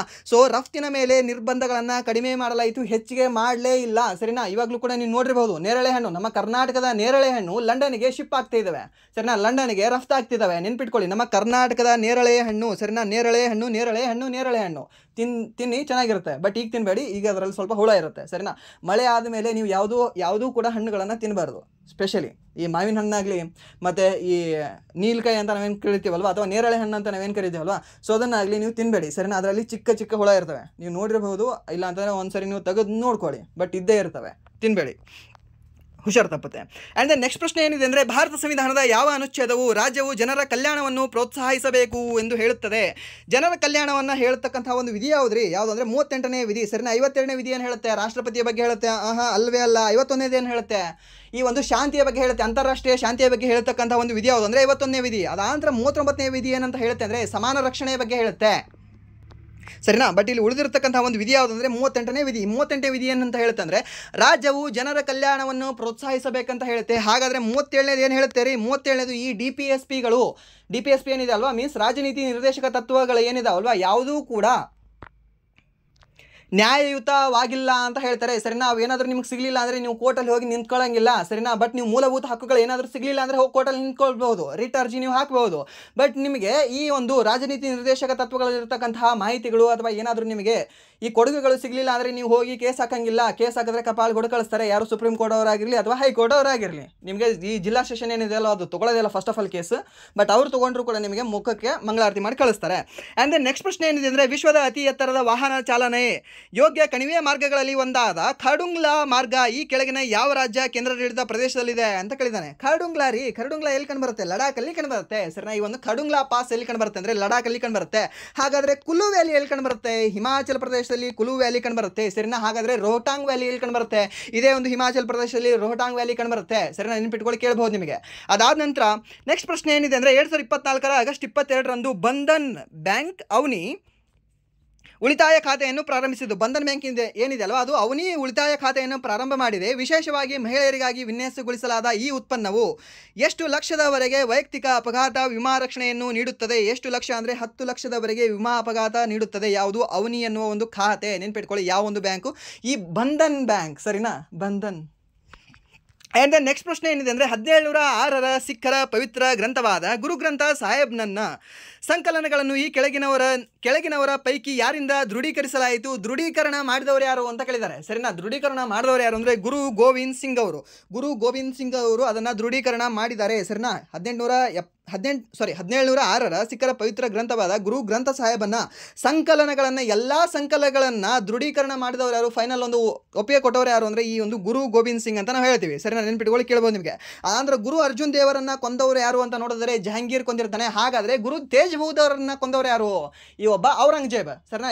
ಇಬ್ರು ಕೂಡ ನೆನ್ಪಿಟ್ಕೊಳ್ಳಿ, ಇಬ್ಬರ ಹೆಸರು ಕೂಡ ನೆನ್ಪಿಟ್ಕೊಳ್ಳಿ, ಗುರುಗಳ ಹೆಸರು, ಹಾಗೆ ಈ ಕೊಂದಿರ್ತಕ್ಕಂಥ ಮೂರ್ಖರ ಹೆಸರು ಕೂಡ ನೆನ್ಪಿಟ್ಕೊಳ್ಳಿ, ಯಾಕಂದರೆ ಕೇಳಿದಾನೆ ಆ ರೀತಿಯ ಪ್ರಶ್ನೆಗಳು, ಸರಿನಾ. ಆ್ಯಂಡ್ ದೆನ್ ನೆಕ್ಸ್ಟ್ ಪ್ರಶ್ನೆ ಏನಿದೆ ಅಂದರೆ 1928ರಲ್ಲಿ ಭಗತ್ ಸಿಂಗ್ ಮತ್ತು ಇತರ ಕ್ರಾಂತಿಕಾರಿಗಳ ಜೊತೆಗೆ ಹಿಂದೂಸ್ತಾನ್ ರಿಪಬ್ಲಿಕ್ ಅಸೋಸಿಯೇಷನ್ HRA ಅನ್ನು ರಹಸ್ಯವಾಗಿ ಮರುಸಂಘಟಿಸಿದರು ಮತ್ತು ಅದರ ಹೆಸರನ್ನು ಹಿಂದೂಸ್ತಾನ್ ಸೋಷಿಯಲಿಸ್ಟ್ ರಿಪಬ್ಲಿಕ್ ಅಸೋಸಿಯೇಷನ್ ಎಂದು ಬದಲಾಯಿಸಿದವರು ಯಾರು ಅಂತ ಕೇಳಿದ್ದಾನೆ, ಸರಿನಾ. ಸೊ ಅಲ್ಲಿ ನಿಮ್ಗೆ ಗೊತ್ತಿರಲಿ, ನಿಮಗೆ ಸಿಂಪಲ್ ಆಗಿ ಇದನ್ನು ಹೇಳ್ಬಿಡ್ತೀನಿ. ಏನಿಲ್ಲ, 1924ರಲ್ಲಿ ಒಂದು ಸಂಘ ಸ್ಥಾಪನೆ ಆಗುತ್ತೆ. ಯಾವುದು? HRA ಎಂಬ ಒಂದು ಸಂಘ, ಸರಿನಾ. ಇದನ್ನು ಸ್ಥಾಪನೆ ಮಾಡಿದವರು ಯಾರು ಅಂದರೆ ಸಚಿನ್ ಸನ್ಯಾಲ್ ಅವರ ಪುಸ್ತಕ ಯಾವುದು? ಬಂದಿ ಜೀವನ ಅನ್ನೋದು. ಆ ಬಂದಿ ಜೀವನ ಅನ್ನೋದು ಈ ಕ್ರಾಂತಿಕಾರಿಗಳ ಬೈಬಲ್ ಅಂತ ನಾವು ಕರಿತೀವಿ, ಸರಿನಾ. ಅದು ಸೈಡಲ್ಲಿ ಇಡಿ. ಬಟ್ ಇಲ್ಲಿ ನೆನ್ಪಿಟ್ಕೊಳ್ಬೇಕಾಗಿರೋದು ಏನಂದರೆ HRA ಸ್ಥಾಪನೆ ಮಾಡಿದವರು ಯಾರು ಅಂದರೆ ಹಿಂದೂಸ್ತಾನ್ ರಿಪಬ್ಲಿಕ್ ಅಸೋಸಿಯೇಷನ್ ಸ್ಥಾಪನೆ ಮಾಡಿದವರು ಯಾರು ಅಂದರೆ ಈ ಸಚಿನ್ ಸನ್ಯಾಲ್ ಅವರು. ಯಾವಾಗ? 1924ರಲ್ಲಿ. ಇನ್ನೊಂದು 1926ರಲ್ಲಿ ಇನ್ನೊಂದು ಸ್ಥಾಪನೆ ಆಗುತ್ತೆ. ಯಾವುದು ಅಂದರೆ ನೌಜವಾನ್ ಸಭಾ ಅಂತ, ಸರಿನಾ. ಸ್ಥಾಪನೆ ಮಾಡಿದವರು ಯಾರು? ಈ ಭಗತ್ ಸಿಂಗ್ ಅವರು ಸ್ಥಾಪನೆ ಮಾಡ್ತಾರೆ. ಯಾವಾಗ? 1926ರಲ್ಲಿ. ಇವು ಎರಡನ್ನೂ ಕೂಡ ಮರ್ಜ್ ಮಾಡಿ, ಮೀನ್ಸ್ HRA ಪ್ಲಸ್ ನೌಜವಾನ್ ಸಭಾವನ್ನು ಎರಡನ್ನೂ ಕೂಡ ಮರ್ಜ್ ಮಾಡಿ ಹೊಸದಾಗಿ ಸಂಘಟನೆ ಮಾಡಿದವರು ಯಾರು ಅಂದರೆ ಈ ಚಂದ್ರಶೇಖರ್ ಆಜಾದ್ ಅವರು. ಎಷ್ಟರಲ್ಲಿ? 1928ರಲ್ಲಿ. ಅದಕ್ಕೆ ಹೆಸರು ಏನು ಕೊಟ್ಟರು ಅವರು ಅಂದರೆ HSRA ಅಂತ ಕೊಟ್ಟರು, ಸರಿನಾ. ಇಲ್ಲಿ ಏನು ತೆಗೆದುಬಿಡಿ, ಇಲ್ಲಿ H, ಇದು S, ಇದು RA, ಸರಿನಾ. ನೌಜವಾನ್ ಸಭಾ ಹಾಗೆ HRAಯನ್ನು ಮರ್ಜ್ ಮಾಡಿ HSRA ಎಂಬ ಹೊಸ ಸಂಘಟನೆಯನ್ನು ಸ್ಥಾಪನೆ ಮಾಡ್ತಾರೆ. ಯಾರು? ನಮ್ಮ ಪಂಡಿತರು. ಈ ಚಂದ್ರಶೇಖರ್ ಆಜಾದ್ ಅವರು. ಈ ಚಂದ್ರಶೇಖರ್ ಆಜಾದ್ ಅವರನ್ನು ನಾವು ಪಂಡಿತ್ ಅಂತ ಕೂಡ ಕರಿತೀವಿ, ನೆನ್ಪಿಟ್ಕೊಳ್ಳಿ. ಈ ಚಂದ್ರಶೇಖರ್ ಆಜಾದ್ ಅವರು ಮರಣ ಹೊಂದಿರತಕ್ಕಂಥ ಸ್ಥಳ ಯಾವುದು ಅಂದರೆ ಆಲ್ಫ್ರೆಡ್ ಪಾರ್ಕ್, UP, ಸರಿನಾ. ಉತ್ತರ ಪ್ರದೇಶದಲ್ಲಿ ಇವ್ರದ್ದು ಒಂದು ಪಾರ್ಕ್ ಕೂಡ ಇದೆ ಇವರ ಹೆಸರಿನ ಮೇಲೆ, ಸರಿನಾ. ಆಲ್ಫ್ರೆಡ್ ಪಾರ್ಕ್ ಅಥವಾ ಆಜಾದ್ ಪಾರ್ಕ್ ಅಂತ ನಾವು ಕರಿತೀವಿ. ಆ ಒಂದು ಪಾರ್ಕಲ್ಲಿ ಇವರು ತಮ್ಮ ಒಂದು ಗನ್ನಿಂದ ತಾವೇ ಗೋಲಿ ಹೊಡ್ಕೊಂಡು ಇವರು ಡೆತ್ ಆಗಿದ್ದಾರೆ. ಯಾರು? ಚಂದ್ರಶೇಖರ್ ಆಜಾದ್ ಅವರು, ನೆನ್ಪಿಟ್ಕೊಳ್ಳಿ. ಈ HSRA ಸ್ಥಾಪನೆ ಮಾಡಿದವರು ಯಾರು ಅಂದರೆ ಚಂದ್ರಶೇಖರ್ ಆಜಾದ್. ಹಾಗೆ ನೌಜವಾನ್ ಸಭಾ ಸ್ಥಾಪನೆ ಮಾಡಿದವರು ಯಾರು ಅಂತಂದರೆ ಈ ಭಗತ್ ಸಿಂಗ್. ಹಾಗೆ HRA ಸ್ಥಾಪನೆ ಮಾಡೋರು ಯಾರು ಅಂದರೆ ಈ ಒಂದು ಸಚಿನ್ ಸನ್ಯಾಲ್ ಅವರ ಫೇಮಸ್ ಪುಸ್ತಕ ಯಾವುದು? ಬಂದಿ ಜೀವನ್ ಅನ್ನೋದು. ಹಾಗಾದರೆ ಭಗತ್ ಸಿಂಗ್ ಅವರ ಫೇಮಸ್ ಪುಸ್ತಕ ಯಾವುದು? ವೈ ಐ ಆಮ್ ಅಥಿಸ್ಟ್ ಅನ್ನೋದು, ಸರಿನಾ. ಯಾಕೆ ನಾನು ನಾಸ್ತಿಕ ಇದ್ದೀನಿ ಅಂತ, ಸರಿನಾ.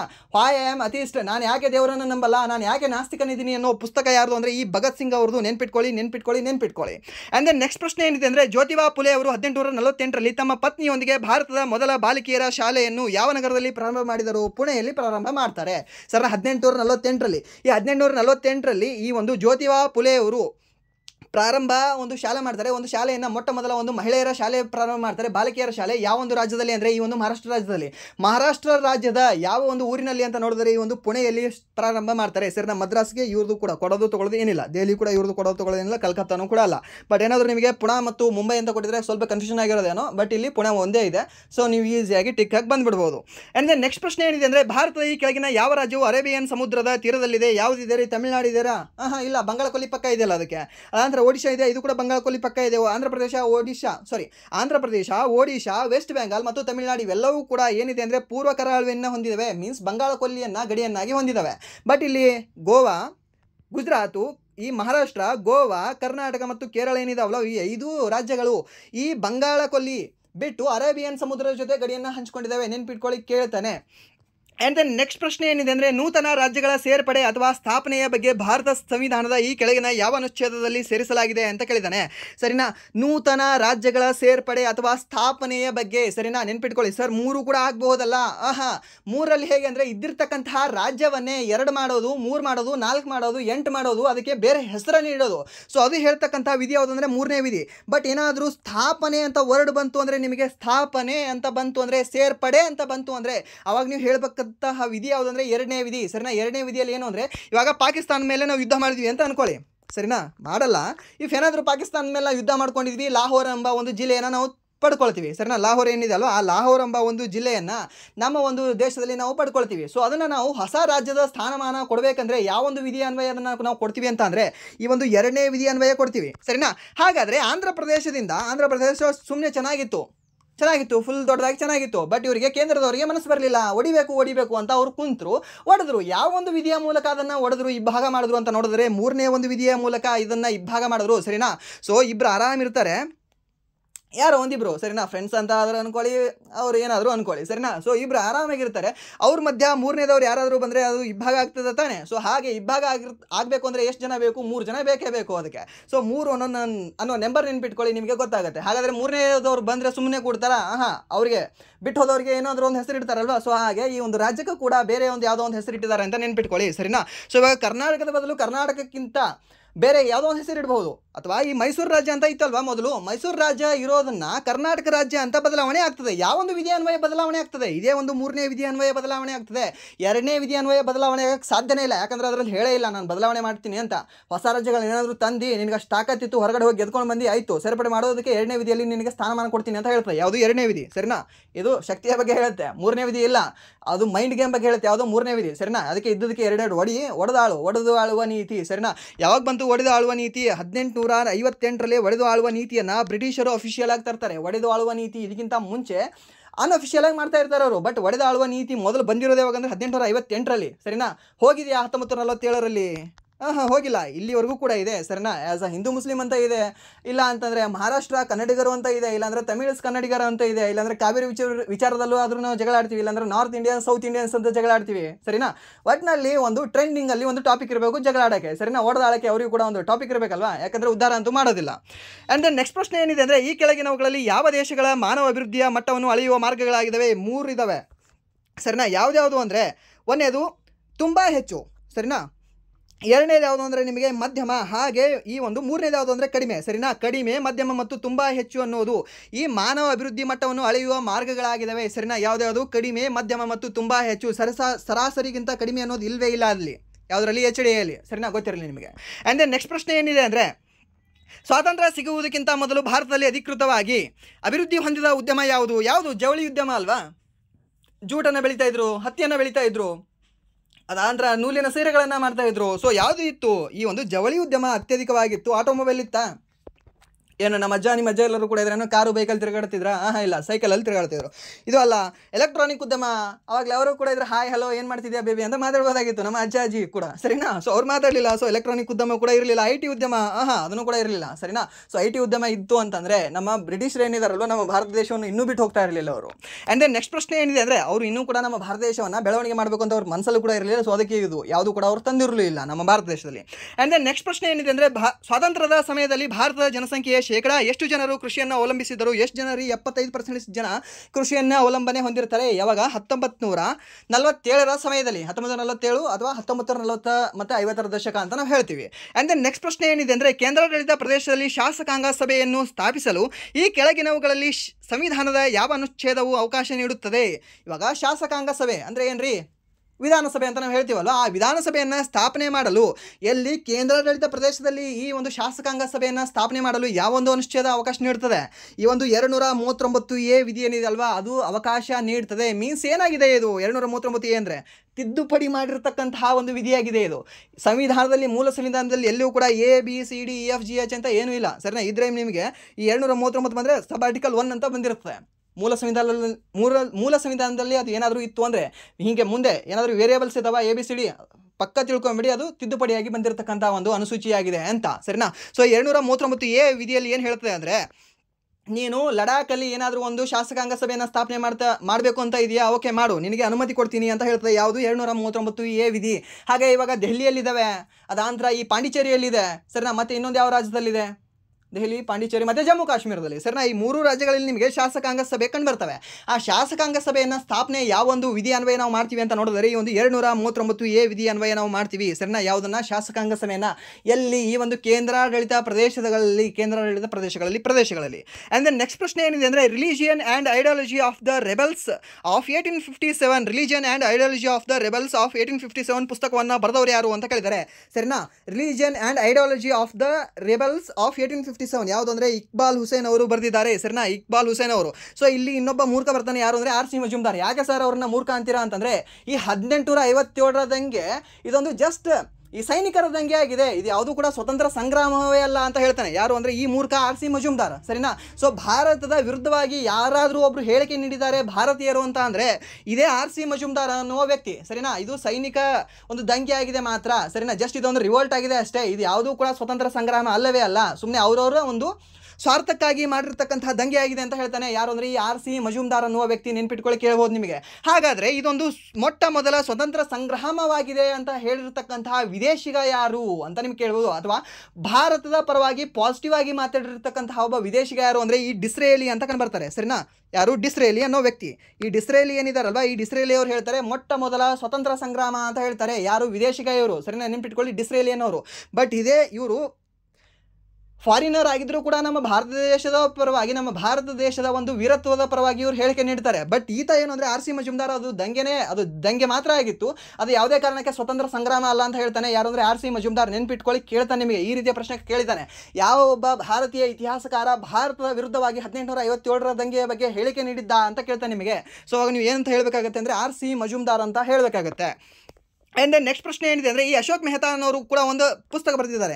ಯಾವುದರ ಸಲುವಾಗಿ ಇದೇ ಒಂದು 1800 ದಂಗೆ ಏನಿದೆ ಅಲ್ವಾ, ಇದರ ರಿಲೇಟೆಡ್ ಒಂದು ಪುಸ್ತಕ ಬರೆದಿದ್ದಾರೆ. ಯಾರು? ಈ ಅಶೋಕ್ ಮೆಹ್ತಾನವರು. ಯಾವ ಒಂದು ಪುಸ್ತಕ ಅಂತ ಕಮೆಂಟ್ ಮಾಡ್ಬೋದಾ ಯಾರಾದರೂ? ಒಂದೇ ಒಂದು ಹೇಳ್ತೀನಿ, 1857 ಅನ್ನೋದು ಅಲ್ವೇ ಅಲ್ಲ. ಸರಿನಾ, ಜಸ್ಟ್ 1857. ಇನ್ನೊಂದು ನಿಮಗೆ ಇರುತ್ತೆ EIGHTY. ಸರಿನಾ, ಈ ಪುಸ್ತಕವನ್ನು ಬರೆದವ್ರು ಯಾರು ಅಂತ ಕೂಡ ಹೇಳಿ. ಸರಿನಾ, ಸೊ ಅದು ನೆನ್ಪಿಟ್ಕೊಳ್ಳಿ. But the first war of Indian independence ಅನ್ನುವ ಪುಸ್ತಕ ಯಾರು ಬರೆದಿದ್ದಾರೆ ಅಂದರೆ ಇದನ್ನು ಈ V.D. ಸಾವರ್ಕರ್ ಅವರು ಬರೆದಿದ್ದಾರೆ. ಸರಿನಾ, ಆ್ಯಂಡ್ ದೆನ್ ನೆಕ್ಸ್ಟ್ ಪ್ರಶ್ನೆ ಏನಿದೆ ಅಂದರೆ ರಾಜ್ಯ ಮಾನವ ಹಕ್ಕುಗಳ ಆಯೋಗ ಇದು ಏನಾಗಿದೆ? ಇದೊಂದು ಶಾಸನಬದ್ಧ ಸಂಸ್ಥೆಯಾಗಿದೆ. ಸರಿನಾ, ಸಾಂವಿಧಾನಿಕ ಸಂಸ್ಥೆ ಅಂದರೆ ಯಾವುದಾದ್ರೂ ವಿಧಿಯಲ್ಲಿ ಹೇಳಲ್ಪಟ್ಟಿರಬೇಕು. ಅಂತಾರಾಜ್ಯ ಸಂಸ್ಥೆ ಅಲ್ವೇ ಅಲ್ಲ, ಲಾಭರಹಿತ ಸಂಸ್ಥೆಯೂ ಕೂಡ ಅಲ್ವೇ ಅಲ್ಲ. ಇದು ಯಾವುದು? ರಾಜ್ಯ ಮಾನವ ಹಕ್ಕುಗಳ ಆಯೋಗ. ಇದೇನಾಗಿದೆ ಅಂದರೆ ಇದೊಂದು ಶಾಸನಬದ್ಧ ಸಂಸ್ಥೆಯಾಗಿದೆ. ಯಾವುದು? ರಾಜ್ಯ ಮಾನವ ಹಕ್ಕುಗಳ ಆಯೋಗ. ಸರಿನಾ, ಸೊ ನಿಮಗೆ ಎಲ್ಲವೂ ಕೂಡ ಅನಿಸ್ತಾ ಇರ್ಬೋದಲ್ಲ ಓದುವಾಗ, ರಾಜ್ಯ ಮಾನವ ಹಕ್ಕುಗಳ ಆಯೋಗ ಇದೆ, ಮಹಿಳಾ ಆಯೋಗ ಇದೆ, ಅದು ಇದೆ, ಇದು ಇದೆ, ಎಲ್ಲರೂ ಕೂಡ ನಾವು ರಕ್ಷಣೆಯಲ್ಲಿದ್ದೀವಿ ಅಂತ. ಸರಿನಾ, ಇವೆಲ್ಲವೂ ಕೂಡ ಸುಮ್ಮನೆ ಹೆಸರಿಗಿಷ್ಟೇ ಇದ್ದಾವೆ. ಸರಿನಾ, ಯಾವುದೇ ಕೂಡ ಇದ್ರೇನೋ ಮೋಸ ಆದಾಗ ಯಾರಿಗೊಬ್ಬನಿ ಮನುಷ್ಯಗೆ ಮೋಸ ಆದಾಗ ಬರಬೇಕಲ್ವ ಈ ರಾಜ್ಯ ಮಾನವ ಹಕ್ಕುಗಳ ಆಯೋಗ?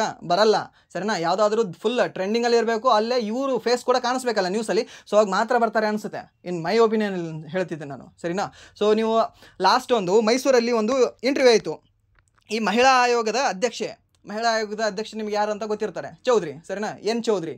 ಸರಿನಾ, ಸೊ ಅವರು ಈ ಒಂದು ಮೈಸೂರು ಯೂನಿವರ್ಸಿಟಿ, ಯಾವುದು ಮಹಾರಾಣಿ ಯೂನಿವರ್ಸಿಟಿಗೆ ಹೋಗಿದ್ರು. ಮಹಾರಾಣಿ ಯೂನಿವರ್ಸಿಟಿಗೆ. ಸರಿನಾ, ಅಲ್ಲಿ ಹೋದಾಗ ಅಲ್ಲಿ ಭಾಷಣ ಮಾಡ್ತಾರೆ. ಫುಲ್ ಸಖತ್ತಾಗಿ ಅದು ಇದು ಆಯಿತು, ಅದನ್ನು ಮಾಡಿದ್ವಿ, ಇದನ್ನು ಮಾಡಿದ್ವಿ, ಭಾಷಣ ಮಾಡ್ತಾರೆ. ಸರಿನಾ, ಒಂದು ಹುಡುಗಿ BA ಫೈನಲ್ ಇಯರ್ ಒಂದು ಹುಡುಗಿ. ಸರಿನಾ, ಸೊ ಅವ್ರೇನು ಕೇಳ್ತಾರೆ, ಜಸ್ಟ್ ಒಂದೇ ಒಂದು ಕ್ವಶನ್ ಕೇಳ್ತಾರೆ. ಸೊ ಇಷ್ಟೆಲ್ಲ ಮಾಡಿದ್ರಲ್ಲ ಮೇಡಮ್, ಹಾಗಾದರೆ ಒಂದು ಡಾಟಾ ಕೊಡಿ, ಎಷ್ಟು ನಮ್ಮ ಕರ್ನಾಟಕದಲ್ಲಿ ರೇಪ್ ಆ್ಯಂಡ್ ಮರ್ಡರ್ಗಳಾಗಿದ್ದಾವೆ, ಹಾಗೆ ಅವು ಎಷ್ಟು ಸಾಲ್ವ್ ಆಗಿದ್ದಾವೆ ಅಂತ. ಸರಿನಾ, ಎಷ್ಟು ಸಾಲ್ವ್ ಮಾಡಿದ್ದೀರಾ, ಎಷ್ಟಕ್ಕೆ ನೀವು ಇದ್ರೇನೋ ಪ್ರೆಷರ್ ಹಾಕಿ ಸಾಲ್ವ್ ಮಾಡಿದ್ದೀರಾ, ಅದನ್ನು ಲಿಸ್ಟ್ ಕೊಡಿ ಅಂತ ಹೇಳ್ತಾರೆ. ಸರಿನಾ, ಸೊ ಅದಕ್ಕೆ ಬೇರೆ ಉತ್ತರನೇ ಬಂದಿರ್ತದೆ ಆ ಒಂದು ಅಧ್ಯಕ್ಷೆಯ ಕಡೆಯಿಂದ. ಸರಿನಾ, ಸೊ ಅದು ಹೇಗೆ ಅಂತಂದರೆ ಒಬ್ಬರಿಂದ ಅಂತ ಹೇಳ್ತಾ ಇಲ್ಲ, ಬಟ್ ಇಡೀ ಸೊಸೈಟಿ ಹೇಗಿದೆ ಅಂದರೆ ಕರಪ್ಟ್ ಇದೆ. ಆ ಒಂದು BA ಒಂದು ಫೈನಲ್ ಇಯರ್ ಏನು ವಿದ್ಯಾರ್ಥಿನಿ ಇದ್ದಾರಲ್ವ, ಸೊ ಅವ್ರು ಬೆಸ್ಟ್ ಕ್ವಶನ್ ಕೇಳಿರೋದಿದ್ದು.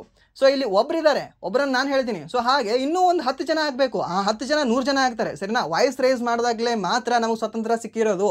ಅದಾದ ವಾಯ್ಸ್ ರೈಸ್ ಮಾಡಿದಾಗಲೇ ಮಾತ್ರ ನಮಗೆ ಒಂದು ಪಾಯಿಂಟ್ ಔಟ್ ಆಗೋದು, ಅದು ಯಾವುದೋ ಒಂದು ವಿಷಯ ಆಗಲಿ. ಸರಿನಾ, ಸೊ ಅಪಿಕೋ ಚಳವಳಿಯು ಕೂಡ ಹಾಗೆ, ನಿಮಗೆ ಚಿಪ್ಕೋ ಚಳವಳಿಯು ಕೂಡ ಹಾಗೆ ನರ್ಮದಾ ಆಂದೋಲನವು ಕೂಡ ನಿಮಗೆ ಹಾಗೆ. ರೀಸೆಂಟಾಗಿ ನಮ್ಮ ಕರ್ನಾಟಕದಲ್ಲಿ 3 ಅಣು ವಿದ್ಯುತ್ ಸ್ಥಾವರಗಳನ್ನು ಸ್ಥಾಪನೆ ಮಾಡಬೇಕು ಅಂತ ಕೂಡ ಇತ್ತು. ನೆನ್ಪಿಟ್ಕೊಳ್ಳಿ ನೀವು, ಆ 3 ಅಣು ವಿದ್ಯುತ್ ಸ್ಥಾವರಗಳು ನಮ್ಮ ಕರ್ನಾಟಕದಲ್ಲಿ ಸ್ಥಾಪನೆ ಮಾಡೋದ್ರಿಂದ ಒಂದು ಬಿಜಾಪುರದ ಮಣ್ಣೂರು ಅಂತ ಗ್ರಾಮ ಬರುತ್ತೆ, ಅದಾಂದ್ರೆ ರಾಯಚೂರದಲ್ಲಿ ಬರುತ್ತೆ, ಅದಾಂದ್ರೆ ಇನ್ನೊಂದು ಕೊಪ್ಪಳದಲ್ಲಿ. ಸರಿನಾ, ಈ 3 ಜಿಲ್ಲೆಗಳಲ್ಲಿ 3 ಅಣು ವಿದ್ಯುತ್ ಸ್ಥಾವರಗಳನ್ನು ಸ್ಥಾಪನೆ ಮಾಡಬೇಕು ಅಂತ ಇತ್ತು, ಪ್ಲಾನ್ ಇತ್ತು ನಮ್ಮ ಕರ್ನಾಟಕ ಸರ್ಕಾರದ್ದು. ಬಟ್ ಈ ರೈತರು ಸ್ವಲ್ಪ ಅದ್ರ ವಿರುದ್ಧ ಮಾತನಾಡಿದಾಗ ಅದ್ರ ವಿರುದ್ಧ ಇವರು ಸ್ವಲ್ಪ ಸ್ಟ್ರೈಕ್ ಮಾಡಿದಾಗ ಅದು ಏನಾಯಿತು, ಇವಾಗ ರದ್ದಾಯಿತು.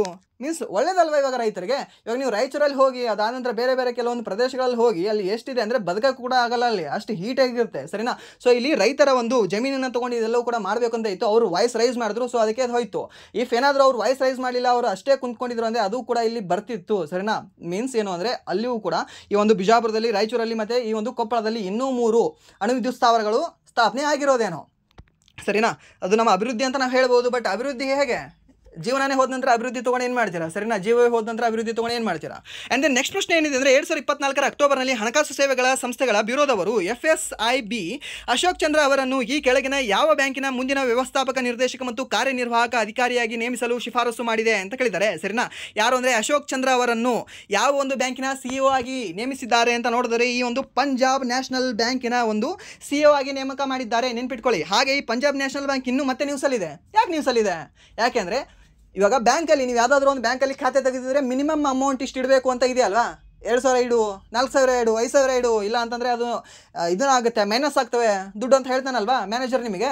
ಬಟ್ ಈ PNB ಬ್ಯಾಂಕ್ ಮತ್ತು ಇಂಡಿಯನ್ ಬ್ಯಾಂಕ್, ಸರಿನಾ, ಇಂಡಿಯನ್ ಬ್ಯಾಂಕ್ ಮತ್ತು PNB ಬ್ಯಾಂಕ್ ಏನು ತಂದಿದ್ದಾವೆ ಹೊಸ ರೂಲ್ಸ್ ಅಂದರೆ ನೀವು ಮಿನಿಮಮ್ ಬ್ಯಾಲೆನ್ಸ್ ನೀವು ಇಡಲಿಲ್ಲ ಅಂದ್ರೂ ನಡೀತದೆ, ನಿಮ್ಮ ಯಾವುದೇ ದುಡ್ಡು ಕಟ್ ಆಗಲ್ಲ, ನೆಗೆಟಿವ್ ಆಗಿ ಬರೋದಿಲ್ಲ, ಮೈನಸಲ್ಲಿ ನಿಮಗೆ ಇದ್ರೇನು ಕಟ್ಟಬೇಕಾಗೋನು ಯಾವುದೇ ನಿಮಗೆ ಕಷ್ಟ ಇರುವುದಿಲ್ಲ ಅಂತ ಹೇಳ್ತದೆ. ಯಾವುದು? ಈ ಒಂದು ಪಂಜಾಬ್ ನ್ಯಾಷನಲ್ ಬ್ಯಾಂಕ್ ಹಾಗೆ ಈ ಒಂದು ಇಂಡಿಯನ್ ಬ್ಯಾಂಕ್. ನೆನ್ಪಿಟ್ಕೊಳ್ಳಿ, ಕೇಳ್ತಾನೆ, ಇದು ರೀಸೆಂಟ್ ಆಗಿರ್ತಕ್ಕಂತಹ ದೊಡ್ಡ ನ್ಯೂಸ್ ಇದು ಬ್ಯಾಂಕಿನ ಬಗ್ಗೆ. ಆ್ಯಂಡ್ ದೆನ್ ನೆಕ್ಸ್ಟ್ ಪ್ರಶ್ನೆ ಏನಿದೆ ಅಂದರೆ ಯಾವ ತೀವ್ರಗಾಮಿ ನಾಯಕರು ತಮ್ಮ ಇಳಿ ವಯಸ್ಸಿನಲ್ಲಿ ಆಧ್ಯಾತ್ಮಿಕ ಮಾರ್ಗದಲ್ಲಿ ಇಳಿದು ಕ್ಷಮಿಸಿ ಆಧ್ಯಾತ್ಮಿಕ ಮಾರ್ಗದಲ್ಲಿ ನಡೆದು ಪಾಂಡಿಚೇರಿ ಅಥವಾ ಪುದುಚೇರಿಯಲ್ಲಿ ನೆಲೆಸಿದರು ಅಂತ ಕೇಳಿದರೆ ಯಾರು? ಅರಬಿಂದೋ ಘೋಷ್ ಅವರು, ಸರಿಯಿಂದ. ಈ ಅರಬಿಂದೋ ಘೋಷ್ ಅವರು ಈ 1908 ಇನ್ಸಿಡೆಂಟ್ ನಂತರ, 1900 ಈ ಒಂದು ಇನ್ಸಿಡೆಂಟ್ ನಂತರ, ಯಾವೊಂದು ಇನ್ಸಿಡೆಂಟ್? ಅಲಿಪುರ್ ಬಾಂಬ್ ಪ್ರಕರಣ. ಆ ಅಲಿಪುರ್ ಬಾಂಬ್ ಪ್ರಕರಣದ ನಂತರ ಇವರು ಸನ್ಯಾಸಿಯಾಗಿ ಬದಲಾವಣೆ ಆಗ್ತಾರೆ, ಸರಿನಾ. ಸನ್ಯಾಸಿಯಾಗಿ ಬದಲಾವಣೆಯಾಗಿ ಪಾಂಡಿಚೇರಿಯಲ್ಲಿ ಒಂದು ಆಶ್ರಮವನ್ನು ಕಟ್ತಾರೆ, ಸರಿನಾ, ಒಂದು ಮಠವನ್ನು ಕಟ್ತಾರೆ. ಯಾರು? ಅರಬಿಂದೋ ಘೋಷ್ ಅವರು. ಈ ಅರಬಿಂದೋ ಘೋಷ್ ಅವರು ಕೂಡ ಮೊದಲು ತೀವ್ರಗಾಮಿಯಾಗಿದ್ದರು. ತೀವ್ರಗಾಮಿಯಾಗಿ ಮುಂದೆ ಏನಾಗ್ತಾರೆ? ಸನ್ಯಾಸಿಯಾಗಿ ಅವರ ಜೀವನವನ್ನು ಸನ್ಯಾಸಿಯಾಗಿ ಕಳೀತಾರೆ ಅವರು. ಎಲ್ಲಿ? ಪಾಂಡಿಚೇರಿಯಲ್ಲಿ. ಇವಾಗಲೂ ಕೂಡ ನೀವು ಏನಾದರೂ ಪಾಂಡಿಚೇರಿಗೆ ಹೋದರೆ ಅರಬಿಂದೋ ಆಶ್ರಮ ಅಂತ ನಿಮಗೆ ಕಂಡು ಬರುತ್ತೆ. ಅರಬಿಂದೋ ಆಶ್ರಮಕ್ಕೆ ನೀವು ಹೋಗಿ ಬರ್ಬೋದು, ಸರಿನಾ. ಸೊ ಅಲ್ಲಿ ಚೆನ್ನಾಗಿದೆ, ಒಂಥರ ಪೀಸ್ಫುಲ್ ಇದೆ ನೋಡಿ. ನಿಮಗೇನಾದರೂ ನಿಮ್ಮ ಜಾಬ್ ಆದರೆ ಅಥವಾ ನಿಮ್ಮ ಹತ್ರ ಏನಾದರೂ ದುಡ್ಡಿದ್ರೆ, ಏನಾದರೂ ನಿಮಗೆ ಇವಾಗ ಟ್ರಾವೆಲ್ ಮಾಡೋದು ಸ್ವಲ್ಪ ಶೋಕಿ ಇತ್ತಂದರೆ ಹೋಗಿ ಬರ್ಬೋದು ನೀವು. ಚೆನ್ನಾಗಿದೆ ನೋಡಿ, ಯಾವುದು? ಅರಬಿಂದೋ ಆಶ್ರಮ, ಸರಿನಾ. ಸೊ ಗೊತ್ತಿರಲಿ, ಇವ್ರದ್ದು ಪುಸ್ತಕ ಯಾವುದು ಅಂದರೆ ಡಿವೈನ್ ಸಾವಿತ್ರಿ ಅನ್ನೋ ಪುಸ್ತಕ ಬರುತ್ತೆ, ಸರಿನಾ. ಡಿವೈನ್ ಸಾವಿತ್ರಿ ಅನ್ನೋ ಪುಸ್ತಕ ಯಾರು ಅಂದರೆ ಇದೇ ಒಂದು ಅರಬಿಂದೋ ಘೋಷ್ ಅವ್ರದ್ದು, ನೆನ್ಪಿಟ್ಕೊಳ್ಳಿ, ಸರಿನಾ. ಈ ಅಲಿಪುರ್ ಬಾಂಬ್ ಪ್ರಕರಣ ಅಂತ ನಿಮ್ಗೆ ಹೇಳಿದೆ. ಆ ಅಲಿಪುರ್ ಬಾಂಬ್ ಪ್ರಕರಣದಲ್ಲಿ ಅರವಿಂದ್ ಘೋಷ್ ಅವರ ವಿರುದ್ಧವಾಗಿ ಹೇಳಿಕೆ ನೀಡಿರತಕ್ಕಂತಹ ವ್ಯಕ್ತಿ ಯಾರು ಅಂತ ನಿಮಗೆ ಕೇಳ್ತಾನೆ.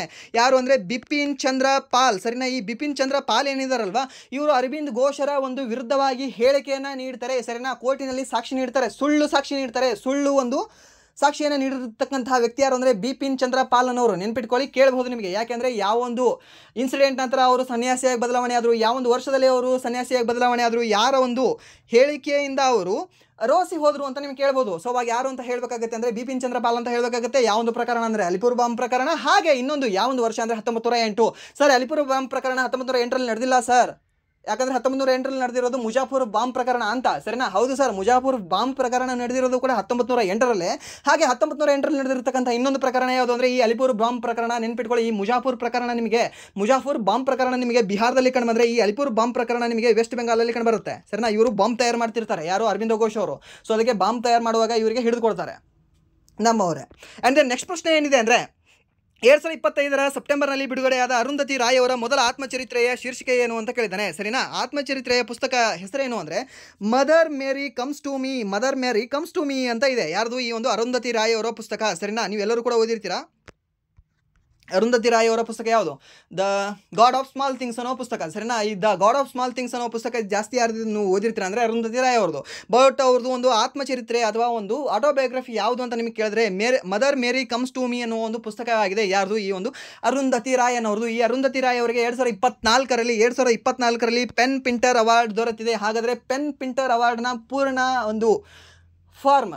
ಪೂರ್ಣ ಒಂದು ಸಂಕ್ಷಿಪ್ತ ರೂಪ ಏನು ಅಂತ ಹೇಳಿ ಅದನ್ನು ನೀವು, ಸರಿನಾ. ಪೆನ್ ಫುಲ್ ಫಾರ್ಮ್ ಏನು? ಹಾಗಾದರೆ 2025ರಲ್ಲಿ ಯಾರಿಗೆ ಸಿಕ್ಕಿದೆ ಆ ಪೆನ್ ಪಿಂಟರ್ ಅವಾರ್ಡ್?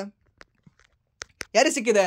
ಲೀಲಾ ಅನ್ನೋರಿಗೆ ಸಿಕ್ಕಿದೆ, ಸರಿನಾ. ಲೀಲಾ ಅಥವಾ ಲೈಲಾ ಅಂತ ಅವ್ರ ಹೆಸರು ಕಂಡು ಬರುತ್ತೆ. ಸೊ ಯಾವೊಂದು ದೇಶದವರು ಅಂದರೆ ಸ್ಕಾಟಿಷ್ ಮತ್ತು ಈ ಒಂದು ಸ್ವೀಡನ್ ದೇಶದವರು ಇದ್ದಾರೆ. ಅವರು ಯಾರು? ಲೀಲಾ ಅನ್ನೋರು. ಸೊ ಅವರಿಗೆ ಈ ಒಂದು ವರ್ಷದಲ್ಲಿ 2025ರಲ್ಲಿ ಪೆನ್ ಪಿಂಟರ್ ಅವಾರ್ಡ್ ನೀಡಿ ಅವರಿಗೆ ಸನ್ಮಾನ ಮಾಡಿದ್ದಾರೆ. ಸರಿನಾ, ಸನ್ಮಾನ ಮಾಡ್ತಾರೆ, ಯಾಕಂದರೆ ಘೋಷಣೆ ಮಾಡಿದ್ದಾರೆ, ಇನ್ನೂ ಕೂಡ ಸನ್ಮಾನ ಮಾಡ್ತಾರೆ. ಯಾವ ಒಂದು ದೇಶದವರು ಅಂದರೆ ಈ ಒಂದು ಬ್ರಿಟನ್ ದೇಶದವರು ಆ ಒಂದು ಅವಾರ್ಡ್ನ ಕೊಡ್ತಾರೆ, ನೆನ್ಪಿಟ್ಕೊಳ್ಳಿ, ಕೇಳ್ಬೋದು ನಿಮಗೆ. ಆ್ಯಂಡ್ ದೆನ್ ನೆಕ್ಸ್ಟ್ ಪ್ರಶ್ನೆ ಏನಿದೆ ಅಂದರೆ 1857ರ ದಂಗೆಯ ಪರಿಣಾಮಗಳಿಗೆ ಸಂಬಂಧಿಸಿದಂತೆ ಈ ಕೆಳಗಿನವುಗಳಲ್ಲಿ ಯಾವ ಹೇಳಿಕೆ ಸರಿಯಾಗಿದ್ದಾವೆ ಅಂತ ಕೇಳಿದ್ದಾನೆ. ಲಾರ್ಡ್ ಕ್ಯಾನಿಂಗ್ ಅವರು 1857ರ ನವೆಂಬರ್ನಲ್ಲಿ ಅಲಹಾಬಾದ್ನಲ್ಲಿ ದರ್ಬಾರನ್ನು ನಡೆಸಿದರು. ಅಲಹಾಬಾದ್ನಲ್ಲಿ ದರ್ಬಾರ್ ನಡೆಸ್ತಾನ 1857ರಲ್ಲ? ಅಲ್ವೇ ಅಲ್ಲಲ್ಲ. ಆ್ಯಂಡ್ ದೆನ್ ಭಾರತದ ಆಡಳಿತದ ಅಧಿಕಾರವನ್ನು ರಾಣಿ ವಿಕ್ಟೋರಿಯಾ ವಹಿಸಿಕೊಂಡರು. ಹೌದು, ಇದು ಮಾತ್ರ ಸರಿಯಾಗಿದೆ. ಸರಿನಾ, ಆಪ್ಷನ್ ಬಿ ಏನಿದೆ ಅಲ್ವ, ಇದು ಮಾತ್ರ ಸರಿಯಾಗಿದೆ. ಭಾರತದ ಆಡಳಿತದ ಅಧಿಕಾರವನ್ನು ರಾಣಿ ವಿಕ್ಟೋರಿಯಾ ಮಾತ್ರ ವಹಿಸಿಕೊಂಡಿದ್ದರು. ಸರಿನಾ, ಹಾಗೆ ಇದೇ ಒಂದು 1857ರಲ್ಲಿ ಒಂದು ಆಯೋಗ ಬರುತ್ತೆ. ಯಾವ ಆಯೋಗ ಹೇಳ್ಬೋದಾ? ಆಯೋಗ ಎಲ್ಲವೂ ಕೂಡ ನೀವು ಓದಿರ್ತೀರಾ. ರೀಸೆಂಟಾಗಿ ನೀವು ಕುನ್ಹಾ ಆಯೋಗ, ಈ ಆಯೋಗ ಅಂತ ಎಲ್ಲವೂ ಕೂಡ ಓದಿರ್ತೀರಾ. ಸರಿನಾ, ಬಟ್ ಈ ಆಯೋಗ ಯಾವುದು ಅಂದರೆ ಲೀ ಆಯೋಗ. ಸರಿನಾ, ಲೀ ಆಯೋಗ. ಈ ಲೀ ಆಯೋಗ ಏನು ಹೇಳುತ್ತೆ ಗೊತ್ತಾ? ಲೀ ಆಯೋಗ ಹೇಳುತ್ತೆ ಈ ಅವಧಿಯಲ್ಲಿ ಜಾಸ್ತಿ ಸೈನಿಕರು ಭಾಗವಹಿಸಿದ್ದಾರೆ 1857ರ ದಂಗೆಯಲ್ಲಿ. ಸೊ ಅದಕ್ಕೆ ಇನ್ನು ಮುಂದೆ ಏನು ಅಂದರೆ ಅವರ ರೇಷೋ ಕಡಿಮೆ ಮಾಡು ಅಂತ. ಏನಾದರೂ ಮೊದಲು 5 ಭಾರತೀಯ ಸೈನಿಕರಿದ್ದರು, ಒಬ್ಬ ಬ್ರಿಟಿಷ್ ಅಧಿಕಾರಿ ಇದ್ದ. ಸರಿನಾ, ಈ ಒಂದು ಬ್ರಿಟಿಷ್ ಸೈನ್ಯದಲ್ಲಿ ಎಲ್ಲಿಂದ ಈ ಒಂದು ಅವಧಿಯಿಂದ. ಸರಿನಾ, ಇವಾಗ ಏನು ಮಾಡು ನೀ, ಲೀ ಆಯೋಗ ಏನು ಹೇಳುತ್ತೆ ಅಂದರೆ ಇಬ್ಬರು ಏನಾದರೂ ಭಾರತೀಯ ಸೈನಿಕರಿದ್ದರೆ ಅಲ್ಲಿ ಒಬ್ಬನನ್ನು ಬ್ರಿಟಿಷ್ ಅಧಿಕಾರಿಯನ್ನು ನೇಮಕ ಮಾಡು. ಮೀನ್ಸ್ ಇಲ್ಲಿ 5 ಜನಕ್ಕಿಂತ ಕಡಿಮೆ ಆದ್ರಲ್ವಾ, ಮೀನ್ಸ್ ಕಡಿಮೆ ನೇಮಕ ಮಾಡ್ಕೋ ಈ ಅವಧವರನ್ನು ಅಂತ. ಯಾಕೆಂದರೆ ಅವರು ದಂಗೆಯಲ್ಲಿ ಜಾಸ್ತಿ ಜನ ಭಾಗವಹಿಸಿದ್ದವರು ಯಾರು ಅಂದರೆ ಈ ಅವಧನವರು. ನೆನ್ಪಿಟ್ಕೊಳ್ಳಿ, ಲಕ್ನೋದವರೇ ಅತಿ ಹೆಚ್ಚು ಭಾಗವಹಿಸಿದ್ರು ಈ ಒಂದು 1857ರ ದಂಗೆಯಲ್ಲಿ. ನಾವು ಹೇಳ್ಬೋದು ಸೌತ್ ಇಂಡಿಯಾ ಅಂತ. ಏನಿಲ್ಲ, ಎಲ್ಲದರಲ್ಲೂ ಕೂಡ ನಿಮಗೆ ಜಾಸ್ತಿ ಭಾಗವಹಿಸಿದ್ದವರು ಎಲ್ಲಿ ಅಂದರೆ ದೆಹಲಿಯಲ್ಲೂ ಕೂಡ ಅಲ್ಲ, ಅವಧ್ನ ಸೈನಿಕರು ಜಾಸ್ತಿ ಭಾಗವಹಿಸ್ತಾರೆ. ಸರಿನಾ, ಸೊ ಅದಕ್ಕೆ ಏನು ಹೇಳುತ್ತೆ, ರೇಷೋವನ್ನು ಕಡಿಮೆ ಮಾಡು ಅಂತ ಹೇಳುತ್ತೆ ಯಾವುದು, ಲೀ ಆಯೋಗ. ಹಾಗೆ ಇನ್ನೊಂದು ಏನು ಹೇಳುತ್ತೆ ಅಂದರೆ ಈ ಇಬ್ಬರು ಭಾರತೀಯರಿದ್ದಾರೆ, ಹಾಗೆ ಒಬ್ಬ ಬ್ರಿಟಿಷ್ ಅಧಿಕಾರಿ ಇದ್ದಾನೆ. ಸೊ ಇಲ್ಲಿಯೂ ಕೂಡ ಇನ್ನೊಂದು ಏನು ಮಾಡು ಅಂದರೆ ಈ ಬ್ರಿಟಿಷ್ ಅಧಿಕಾರಿಗೆ ಬಂದೂಕನ್ನು ಕೈಯಲ್ಲಿ ಕೊಟ್ಟು ನಿಲ್ಲಿಸಿದ್ರೆ ಈ ಭಾರತೀಯ ಅಧಿಕಾರಿಗಳಿಗೆ ನೀನು ತಲವಾರನ್ನು ಕೊಡು, ಕೈಯಲ್ಲಿ ಸ್ವಾರ್ಡನ್ನು ಕೊಡು, ನೀನು ಕತ್ತಿಯನ್ನು ಕೊಡು ಅಂತ ಹೇಳ್ತದೆ. ಯಾಕೆ, ಇವರೇನಾದರೂ ದಂಗೆ ಎದ್ದು ತಿರುಗಿ ಬಿದ್ದರೆ ಇವ್ರು ಕತ್ತಿ ತೊಗೊಂಡು ಇವ್ರು ಹೊಡೆಯೋಕ್ಕಿಂತ ಮುಂಚೆ ಇವರಿಂದ ಒಂದು ಗೋಲಿಯಿಂದ ಇವರಿಂದ ಡಮ್ ಮನಸ್ಲಿ ಅಂತ. ಸರಿನಾ, ಸೊ ಇದು ಯಾವ ಆಯೋಗ ಇದನ್ನು ಶಿಫಾರಸು ಮಾಡ್ತು ಅಂದರೆ ಲೀ ಆಯೋಗ. ಸರಿನಾ, ಸೊ ಇದು ನೀವು ಸಾಕಷ್ಟು ಬುಕ್ಗಳಲ್ಲಿ ನೀವು ಓದೋಕ್ಕೆ ಚಾನ್ಸೇ ಇಲ್ಲ ಇದನ್ನು, ಈ ಲೀ ಆಯೋಗದ ಬಗ್ಗೆ. ಸರಿನಾ, 1857ರ ದಂಗೆ ಅಂದರೆ ಅದರ ಕಾರಣ ಅದು ಇದು ಕಾಟ್ ಜಡ್ಜು, ಅದಾದ್ರೆ ಹಂದಿ ಮಾಂಸ, ದನದ ಮಾಂಸ, ಅದನ್ನೇ ಓದಿರ್ತೀರಾ. ಸರಿನಾ, ಬಟ್ ಈ ರೀತಿಯ ಕೆಲವೊಂದು ಇಂಪಾರ್ಟೆಂಟ್ ಕ್ವಶನ್ಗಳನ್ನು ಕೂಡ ನೆನಪಿಟ್ಕೊಳ್ಳಿ. ಸರಿನಾ, ಇದು ಕೂಡ ನಿಮಗೆ ಇಂಪಾರ್ಟೆಂಟ್ ಆಗಿದೆ, ಲೀ ಆಯೋಗ. ಆ್ಯಂಡ್ ದೆನ್ ನೆಕ್ಸ್ಟ್ ಪ್ರಶ್ನೆ ಏನಿದೆ ಅಂದರೆ ಈ ಕೆಳಗಿನ ಯಾವ 2 ಮೂಲಭೂತ ವಿದ್ಯುತ್ ಪರಿಣಾಮಗಳು ಓಮ್ನ ನಿಯಮಕ್ಕೆ ಸಂಬಂಧಿಸಿದವೆ ಅಂತ ಹೇಳಿದ್ದಾನೆ. ಓಮ್ ನಿಯಮ ಯಾವುದು? Voltage and current. ಸರಿನಾ, ವೋಲ್ಟೇಜ್ ಪವರ್ ಬರೋದಿಲ್ಲ, ರೆಸಿಸ್ಟೆನ್ಸ್ ಇಲ್ಲಿ ಪವರ್ ಬರೋದಿಲ್ಲ. ಯಾವ್ದು ಬರುತ್ತೆ? V is directly proportional to IR ಅಂತ ಹೇಳ್ತೀವಿ. ಸರಿನಾ, ಅಥವಾ current is directly proportional to voltage and inversely proportional to resistance ಅಂತ ಹೇಳ್ತೀವಿ. ಸರಿನಾ, ಇದು ಯಾವ ರೀತಿಯಿಂದ ನೀವು ಬರೆದ್ರೂ ಕೂಡ ಇಂಪಾರ್ಟೆಂಟ್ ಆಗುತ್ತೆ, ಕರೆಕ್ಟ್ ಆಗುತ್ತೆ. ಆ್ಯಂಡ್ ದೆನ್ ನೆಕ್ಸ್ಟ್ ಪ್ರಶ್ನೆ ಏನಿದೆ ಅಂದರೆ ಕೇಂದ್ರ ಆಡಳಿತ ನ್ಯಾಯಮಂಡಳಿಯ ವ್ಯಾಪ್ತಿಗೆ ಈ ಕೆಳಗಿನವುಗಳಲ್ಲಿ ಯಾರು ಬರುವುದಿಲ್ಲ ಅಂತ ಹೇಳಿದ್ದಾರೆ. ಸರಿನಾ, ಯಾರ್ಯಾರು ಬರ್ತಾರೆ ಅಂದರೆ ಅಖಿಲ ಭಾರತ ಸೇವೆಗಳು ಬರ್ತವೆ, ಯಾವುದು ಈ ಒಂದು CATನಲ್ಲಿ, ಹಾಗೆ ರಕ್ಷಣಾ ಸೇವೆಗಳ ನಾಗರಿಕ ಉದ್ಯೋಗಗಳು ಬರ್ತವೆ, ಹಾಗೆ ಕೇಂದ್ರ ನಾಗರಿಕ ಸೇವೆಗಳು ಬರ್ತವೆ. ಬಟ್ ರಕ್ಷಣಾ ಪಡೆಗಳ ಸದಸ್ಯರೇನಿದಾರಲ್ವ ಅವರು CAT ಅಡಿಯಲ್ಲಿ ಬರುವುದಿಲ್ಲ. ಸರಿನಾ, CAT ಅಡಿಯಲ್ಲಿ ಅವರು ಬರುವುದಿಲ್ಲ. ಇಲ್ಲಿ ಬರೋರು ಯಾರು ಅಂದರೆ ಅಖಿಲ ಭಾರತ ಸೇವೆಗಳು, UPSC ಅಂತ ಹೇಳ್ತೀವಲ್ವ ಅವರು.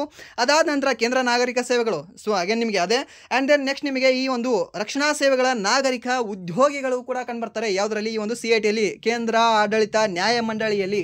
ಸರ ನೆನ್ಪಿಟ್ಕೊಳ್ಳಿ, ಕೇಳಬಹುದು ನಿಮಗೆ. ಆ್ಯಂಡ್ ದೆನ್ ನೆಕ್ಸ್ಟ್ ಪ್ರಶ್ನೆ ಹಾಗೆ ಈ ಒಂದು ಕ್ಲಾಸಿನ ಕೊನೆಯ ಪ್ರಶ್ನೆ ಯಾವುದು ಅಂದರೆ ಬ್ರಿಟಿಷ್ ಆಳ್ವಿಕೆಯು ಈ ಯಾವ ಕಾಯ್ದೆಯ ಪ್ರಾಂತ್ಯಗಳಲ್ಲಿ ದ್ವಿಪ್ರಭುತ್ವವನ್ನು ರದ್ದುಗೊಳಿಸಿತು ಮತ್ತು ಪ್ರಾಂತೀಯ ಸ್ವಾಯತ್ತತ್ವವನ್ನು ಜಾರಿಗೆ ತಂದಿತ್ತು ಅಂತ ಹೇಳಿದ್ದಾನೆ. ದ್ವಿಪ್ರಭುತ್ವ ಯಾವಾಗ ರದ್ದು ಮಾಡ್ತಾರೆ? ಏನಿಲ್ಲ, 1935ರಲ್ಲಿ ರದ್ದು ಮಾಡ್ತಾರೆ. ಯಾವಾಗ ತಂದಿದ್ರು ಅದನ್ನು? 1919ರಲ್ಲಿ ತಂದಿದ್ರು ಅದನ್ನು.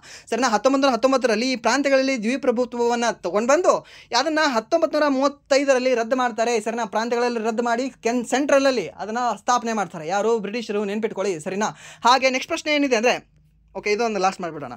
ಏನು ಅಂದರೆ ಭಾರತದ ಪಂಚವಾರ್ಷಿಕ ಯೋಜನೆಗಳು ಯಾವ ಅರ್ಥಶಾಸ್ತ್ರಜ್ಞರ ಮಾದರಿಯನ್ನು ಆಧರಿಸಿದವೆ ಅಂತ ಹೇಳಿದಾನೆ. ಯಾರು? PC ಮಹಲ್ನೋಬಿಸ್ ಅವರ ಮಾದರಿಯನ್ನು ಆಧರಿಸಿದವೆ. ಯಾವುದು? ಭಾರತದ ಪಂಚವಾರ್ಷಿಕ ಯೋಜನೆಗಳು ಯಾವುದು? PC ಮಹಲ್ನೋಬಿಸ್ ಅವರ ಮಾದರಿಯನ್ನು ಆಧರಿಸಿ ತಂದಿದ್ದಾರೆ. ಪಂಚವಾರ್ಷಿಕ ಯೋಜನೆಗಳ ಬಗ್ಗೆ. ಪಂಚವಾರ್ಷಿಕ ಯೋಜನೆಗಳು ಟೋಟಲಿ ಎಷ್ಟು ಬಂತು? 12 ಯೋಜನೆಗಳು ಬಂದಿದ್ದಾವೆ. ಸರಿನಾ, ಯಾವೊಂದು ಯೋಜನೆ ಅವಧಿ ಪೂರ್ಣವೇ ಕಡಿತಗೊಂಡಿತ್ತು ಅಥವಾ 4 ವರ್ಷಕ್ಕೆ ಅದು ಮೀಸಲಾಗಿತ್ತು ಅಂತ ನಿಮಗೆ ಕೇಳಿದ್ರೆ 5ನೇ ಪಂಚವಾರ್ಷಿಕ ಯೋಜನೆ. ಸರಿನಾ, ಪಂಚವಾರ್ಷಿಕ ಯೋಜನೆ ಅಂದರೆ 5, ಬಟ್ 5ನೇದೇ ಎಂಥ ಲಕ್ಕಿದೆ ನೋಡಿ, 5ನೇದೇ 5 ವರ್ಷ ಕಂಪ್ಲೀಟ್ ಮಾಡ್ಲಿಕ್ಕಾಗಲಿಲ್ಲ. ಅದು ಎಷ್ಟು ವರ್ಷ ಕಂಪ್ಲೀಟ್ ಮಾಡುತ್ತೆ? 4 ವರ್ಷ ಕಂಪ್ಲೀಟ್ ಮಾಡ್ತದೆ. ಹಾಗೆ 12ನೇ ಪಂಚವಾರ್ಷಿಕ ಯೋಜನೆಯು ಕೂಡ ಅವಧಿಗಿಂತ ಮುಂಚೆನೇ ಅದು ರದ್ದುಗೊಳ್ಳುತ್ತದೆ. ಸರಿನಾ, 2017ರಲ್ಲಿ ರದ್ದುಗೊಳ್ಬೇಕಾಗಿತ್ತು, ಮೀನ್ಸ್ ಕಂಪ್ಲೀಟ್ ಆಗಬೇಕಾಗಿತ್ತು. ಬಟ್ 2014 ಆಗಸ್ಟ್ 13ರಂದೇ ಅದನ್ನು ರದ್ದು ಮಾಡ್ತಾರೆ. ನೆನ್ಪಿಟ್ಕೊಳ್ಳಿ, ಇದು ಕೂಡ ನಿಮಗೆ ಇಂಪಾರ್ಟೆಂಟ್ ಇದೆ, ಕೇಳಬಹುದು ನಿಮಗೆ. ಸೊ ಇದಾಗಿತ್ತು ಇಲ್ಲಿವರೆಗೆ RRB NTPC ಹಾಗೆ RRB D ಗ್ರೂಪ್ ಮತ್ತು ಸೆಂಟ್ರಲ್ ಗೌರ್ಮೆಂಟ್ನ ವಿವಿಧ ಎಕ್ಸಾಮ್ಗಳಿಗೆ ಕೇಳಬಹುದಾದಂತಹ ಪ್ರಮುಖ ಪ್ರಶ್ನೆಗಳ ಒಂದು ಮಾದರಿ ಪ್ರಶ್ನೆ ಪತ್ರಿಕೆ. ಸೊ ಇಲ್ಲಿವರೆಗೂ ನೋಡೋದಕ್ಕಾಗಿ ಫಸ್ಟ್ ಆಫ್ ಆಲ್ ಧನ್ಯವಾದಗಳು. ಹಾಗೆ ಹಾಗೆ ಇಲ್ಲಿವರೆಗೂ ವಿಡಿಯೋ ನೋಡಿ ಏನಾದರೂ ನಿಮಗೆ ವಿಡಿಯೋ ಇಷ್ಟ ಆಗಿದ್ರೆ ಪ್ಲೀಸ್ ವಿಡಿಯೋನ ಲೈಕ್ ಮಾಡಿ ಸಬ್ಸ್ಕ್ರೈಬ್ ಮಾಡಿ. ಇಫ್ ನಿಮಗೆ ವಿಡಿಯೋ ಇಷ್ಟ ಆಗಲಿಲ್ಲ ಅಂದರೆ ಆಬ್ವಿಯಸ್ಲಿ ಡಿಸ್ಲೈಕ್ ಮಾಡಿ ಅಂತ ಹೇಳ್ತಾ ವಿಡಿಯೋ ಇಲ್ಲಿಗೆ ಎಂಡ್ ಮಾಡ್ತಾ ಇದ್ದೀನಿ. Once again thank you so much.